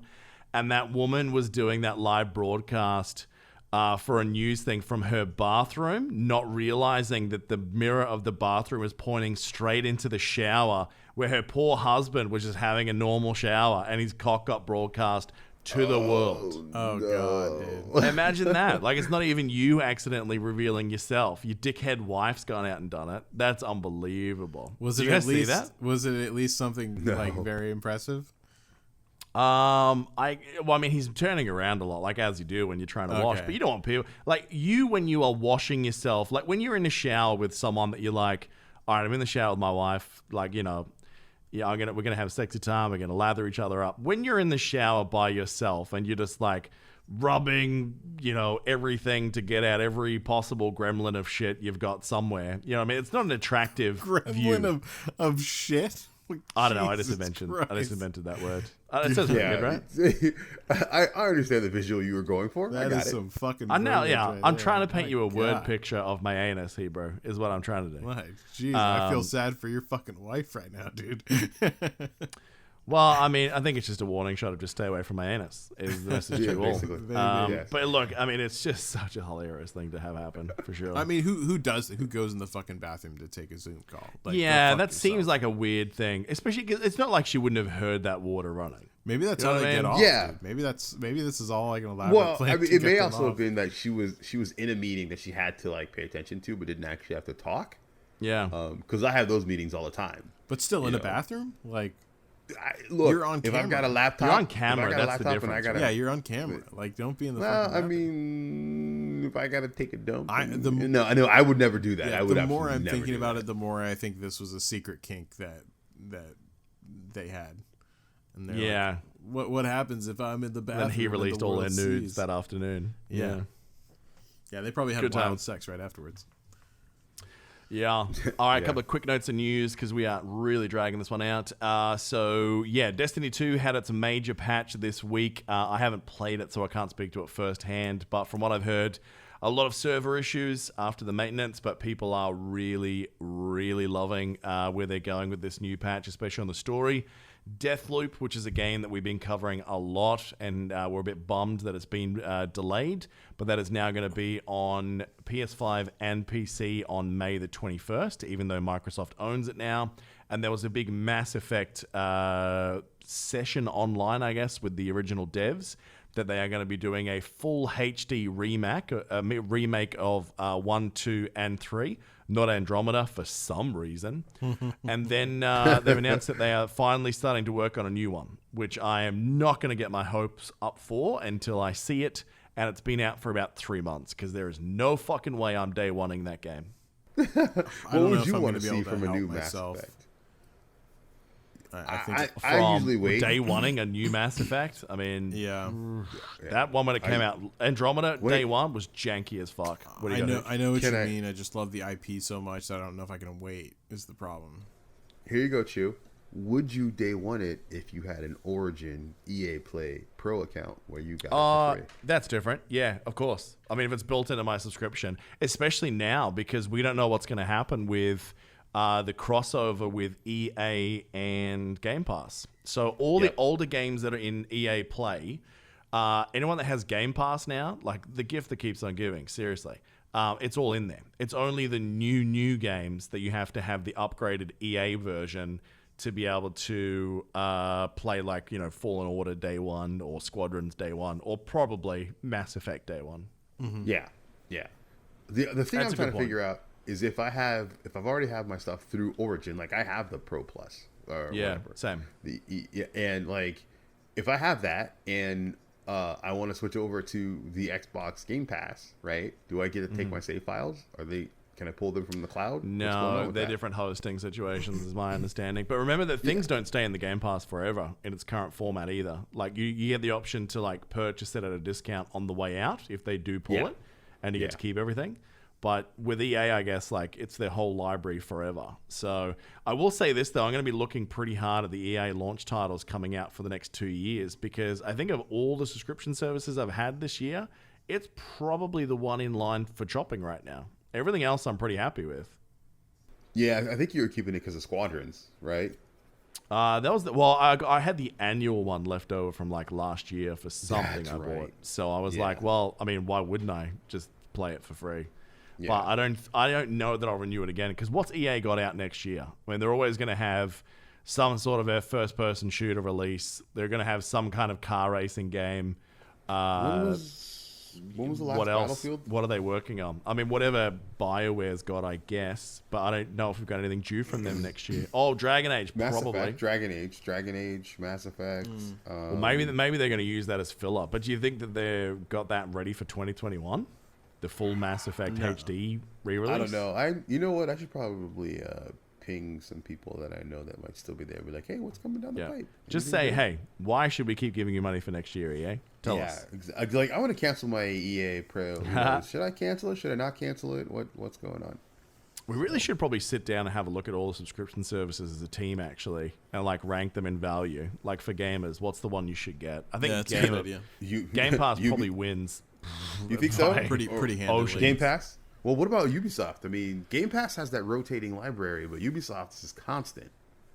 It's true, but like once you played it, right? Like, and it's only evolving. Well, I guess Ubisoft is bringing out probably 3 or 4 new good games a year. I mean, you're always going to get... Well, actually, rumor had it that they're retiring Assassin's Creed next year. Like, that we won't get a new AC game next year. No. That's not to say they won't just do the same style of game under a new IP. Yeah.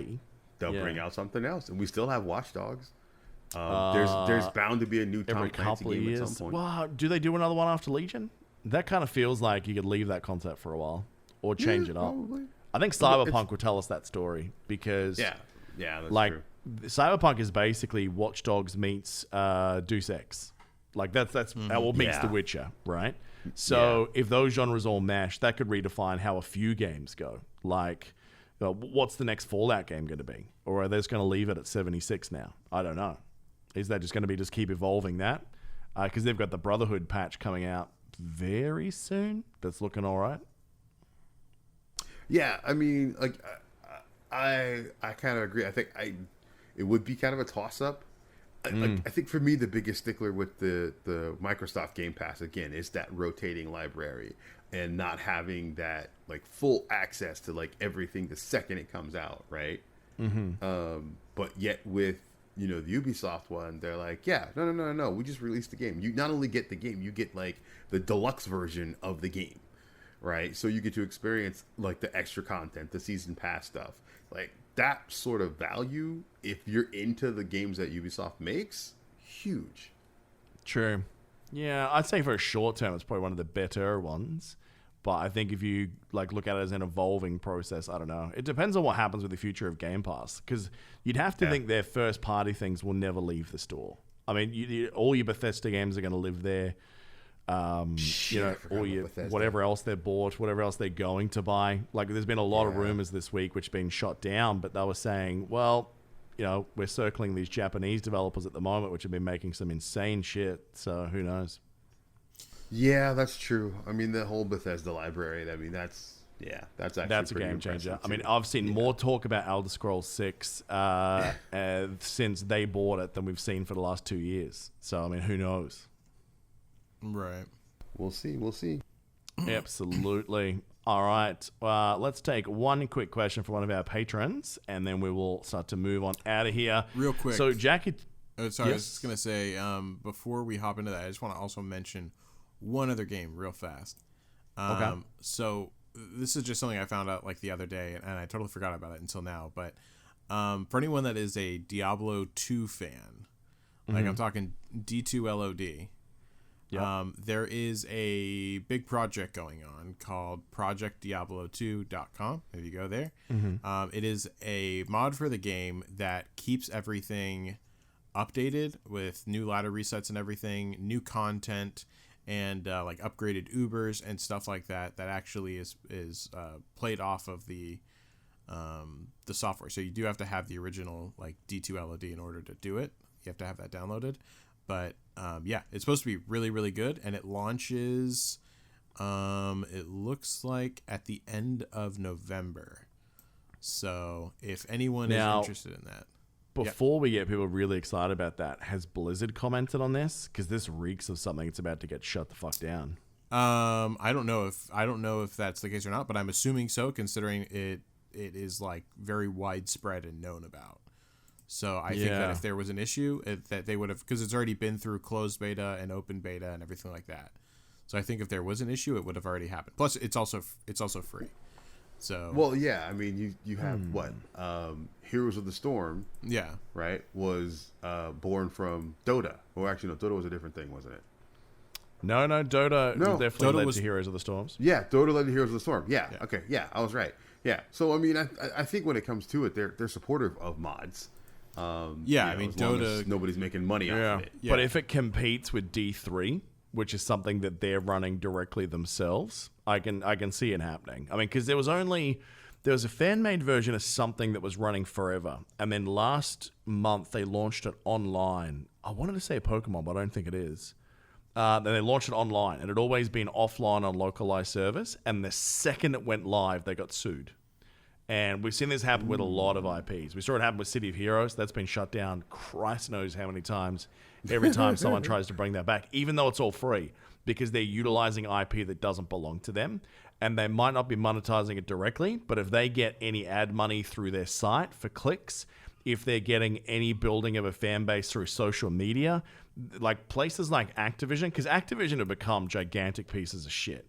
And like Blizzard as we know it is not Blizzard as it was, you know? That they'll try and do anything they can to keep any shred of player base or whatever, because it looks bad for them. Like if more people go off and play that than D3, they'll go, this is fucked, let's tear it down. So I hope for their sake they're doing it in a way and they've got proper legal advice on how to make sure they can't get touched, because it's not their IP. Yeah, I mean, considering how well this is done, I mean, like, I'm going to check it out more, like, over the next week or so. I mean, City of Heroes was the same, bro. Like, I mean, that was running fan-made with, like, tens of thousands of people still playing that game. And then they were trying to find ways to shut that down forever. And eventually they found one that they could actually sue them for, and they did. So, I mean, I hope it doesn't. Don't get me wrong. But, I mean, I've seen too much of this in recent years. Nintendo's normally... the one that does this. Like, they're normally the one that's like, sorry, mate, that's our IP. I don't give a shit what you're doing with it. Just get out of here. So, yeah, I mean, like, We'll see. definitely, like, look, if anyone's interested, like, go ahead and look into it. ProjectDiablo2.com. I'm also going to look into it this week, and yeah, we'll see what happens. But yeah, if you're kind of like waiting for new content and don't like D3, that's my scenario at least. yeah. And for security point of view, like, obviously, because you've bought and have login information for D2, you're not having to use that through a third party, are you? No, it does not look like that's the case. But you have to own the base game. You have to so own the base theoretically, game. there has to be some link between the two. I think that this is a mod that you put into the files or something. I'm not sure. I don't want to comment on it too much because I don't fully know the system. But it looks like it does very much look like it's a legit approved system. But Okay. I like I said, I don't want to comment on it too much other than the fact that it exists. Go check it out if you're interested. I'll check it out, more in depth this week and go on the Discord and the Reddit that they have for it. And yeah, I'll look into it a bit more. Old cynical Chew is going to say with the caveat, please be careful with this one. I would hate for people to get bans or worse. Yeah. Yeah, True. but yeah, so that's pretty much it. I just wanted to mention that. Yeah. All All right. right. Questions. Yeah. We only got one this week, which is good because we're running late. I can see you boys literally falling asleep at your desk right now. So Jackie246 asked the question, talk about a drink, alcoholic or otherwise, that you would recommend to anyone above the age of 21. I think I already know what Hebrew is going to say. Moscow Mule, 100%. Yeah. Thing is fucking delicious. People are not aware of it. More people need to be aware of it, and it's fucking amazing. Ginger beer is delicious. Needs to be in more things. It's true. Yeah, I guess also another one is, what is it called? A Dark and Stormy. That's also delicious. Oh, yeah. So yeah, check that out as well. But those my two, I'd say. What do you got, Hooch? You got the good Hooch? So, yeah, unfortunately, my name is the Hooch, but I don't really partake in the Hooch. I have a couple of staples, though, that if I am going to drink, I will go with. One of them being a tequila sunrise, but not that shitty, like Jose Cuervo crap. It's got to be Patron or. Have you tried the better. Rocks tequila yet? The Terramana? No. Neither have I. I'm hearing good things, though. But yeah, so I mean, I love the combination tequila, orange juice, grenadine. Love it. Tastes good. Although one of my all-time favorites, it's what's called AMF or Adios Motherfucker. Oh yeah. Look it up. It comes in different different mixtures or whatever. But for the most part, it's like 6 different alcohols to mix together. It looks like Kool-Aid, like a green Kool-Aid. Tastes like a green Kool-Aid, and knocks you on your ass if you're not paying attention. Kind of sounds like a Long Island iced tea. I love Long Island iced teas too. They're good too. They will get you shart-faced for sure. We used to have one at our local cocktail bar in Brisbane, which was called the Zombie. And you literally had to show they'd stamp you on your person. And it was probably the hardest stamp I've ever had to get out of my skin. Like whenever we went there, we always knew that, you'd probably still have it on you when you went to work the next day. It was called the Zombie. And you were only allowed to have 2 maximum per night. You were not allowed to have anything else. If they'd seen 2 of those and you looked drunk on those stamps, you were not allowed to stay in the bar. It was time to go, bro. Wow. So it was 5 different types of rum. I can't remember what they mixed it with, but it did not taste alcoholic, and that's why they capped it, but it just wrecked you, man. They were really tasty. I can't remember what was in it. It was like a mix of dark and white rums. They were real good, though. I would say a lot of the single malt Japanese whiskeys and bourbons coming out of Japan, don't sleep on those. They are delicious. They are some of the smoothest I've ever had. So they're very good. No specific brands, really. Moscow Mules in summertime, Hebrew definitely converted me. When I went back to Australia last year after I tried one, I was going through duty free at the airport. I'm like, what am I going to drink when I'm home? Because they always get like 3 liters of booze at the airport because it's cheap. And I just bought ingredients for Moscow Mules and drank that for 2 weeks. They're delicious. They are. The copper cup, though, Nice. if you're not doing it with a copper cup, there is an ocean of difference between copper cup and no copper cup. Yeah, 100%. Really? You have to have. I I literally thought it was a for wank thing, Hooch, for sure. I thought it was just like piss off wanker, but Hebrew was right. Like it literally, the taste of it. I don't know why. Whether it's some alchemical, it's not leaching copper or anything, but there's definitely something to it. It's how sometimes you have like beer in a can versus beer in a bottle, and they taste different. Yeah. No. I get what you're saying, because like you do get that there is like a more metallic potential that could add to the flavor, I guess, if it's in a copper versus in anything else. It's not like it's dangerous for you, but for some reason it's picking up that taste. There's some things in life I don't question. This is one of them. Yeah. That's what I crack it up to. They are delicious. He's not wrong. So yeah, I'd probably say, all good recommendations there. It's amazing. I used to be about beer, right? But the problem is, if I lived in Germany or Czech, it'd be a very different story. Because there are some beers over there that are just from the gods. Like, they are just so tasty. You can drink liter after liter or stein after stein of these things, and you do not wake up hungover. Like, that's what I was always blown away by. That you're polishing it off to the point where, like, your stomach, like, you could literally eat like a pizza and just go, I feel pretty full here. Your belly can be like so distended with beer that you're like, man, I'm going to be waking up just rough tomorrow. I'm so drunk. I'm so full of beer. And then, no, you wake up and you feel fine. Like, German, really old school brewed beer that they bring out for like limited batches for Oktoberfest and whatnot. Dude. Sometimes I wonder if I should have been a Viking, like born in the wrong era, bro. Because, fuck, that beer is so good. I like it. Get that mead. The mead. All right. Yeah. I was just gonna say, like, as far as like beer is concerned, like the only beer that I actually really enjoy is Dos Equis.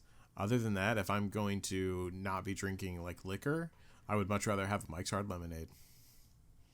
Any fucking day of the week. Are you even a man? Are you even a man? I don't care what anyone says. Fucking Mike's Hard Lemonade is delicious. Aren't you worried that's going to give you thrush, though? Nope, I'll survive it. I'll be okay. Yeah, I'm inferring that you have a vagina with that particular statement. Anyways, massive thank you to all of you who have been supporting us through the Patreon. We know it's tough times out there. We know some of you have had to say goodbye to the Patreon, but look, please keep listening. We love the fact that you guys are in our community. We're sorry you got tough times. We really appreciate those of you that have been sticking with us in just a crazy, crazy year. We definitely picked the worst year to launch this project, but what are you going to do? We're having fun doing it. So to our patrons, to our supporter tier, to Ox5, Batbot, Connor L, Captain Jeepus, Goat, LFC Avenger, Sylv J, Commander Corsi, Lunchbox, and Alan K. Thank you to all of you. To the fanboys, Mad Dog, Dadrek, Commander Hansen, Unhinged, Flexipotamus, Matt Bloody, Simon L, Incorrect User, Rockstar, Corey F, Dan, Snorlax, TT Marco, JJ Orbits, Curtis the Great, Swain Hammer, Jamie, X23, Debated Viking, Metalhead, Run and Gun, Dracul, Lili, Zateotech, Admirero, Frozen, to Chief, Fat Honey Badger, Pike, and Benicus. Thank you to all of you.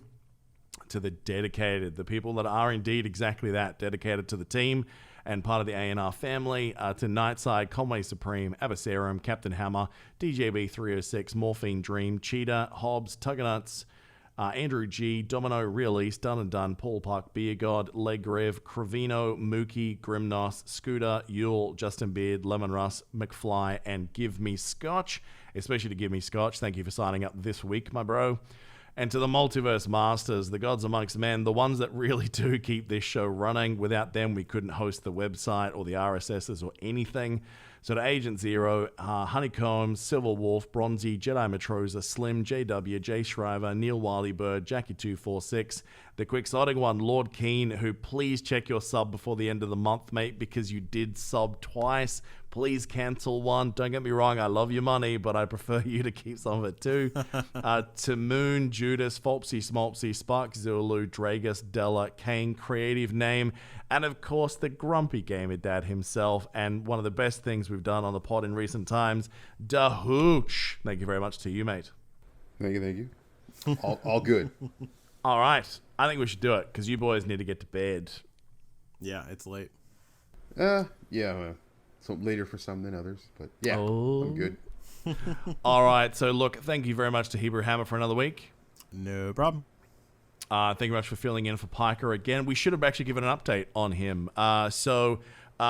He's getting the new vaccine. Piker is now, they're suggesting that he's no longer symptomatic. So if you do sleep with him, he can actually give you this virulent strain of, they're calling it mega AIDS, but that feels like a harsh description.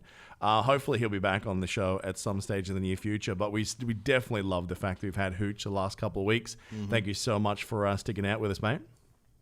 Hey, not a problem, man. As I said, I've had an absolute blast. If you ever need me again, just let me know. Absolutely. All right. So, of course, I'm Chewbacca84. You can find me at the same name on all the socials out there. Make sure you check out the Discord, discord.me/ANR. Check out the YouTube. Make sure you're subscribed over there at Alternerd Reality. If you do want to support the show, getting reviews on Apple Podcasts is definitely great, but Patreon is definitely the main way. You can support us directly at patreon.com/ANR pod. That's going to do it for another week. Until next time, cheers.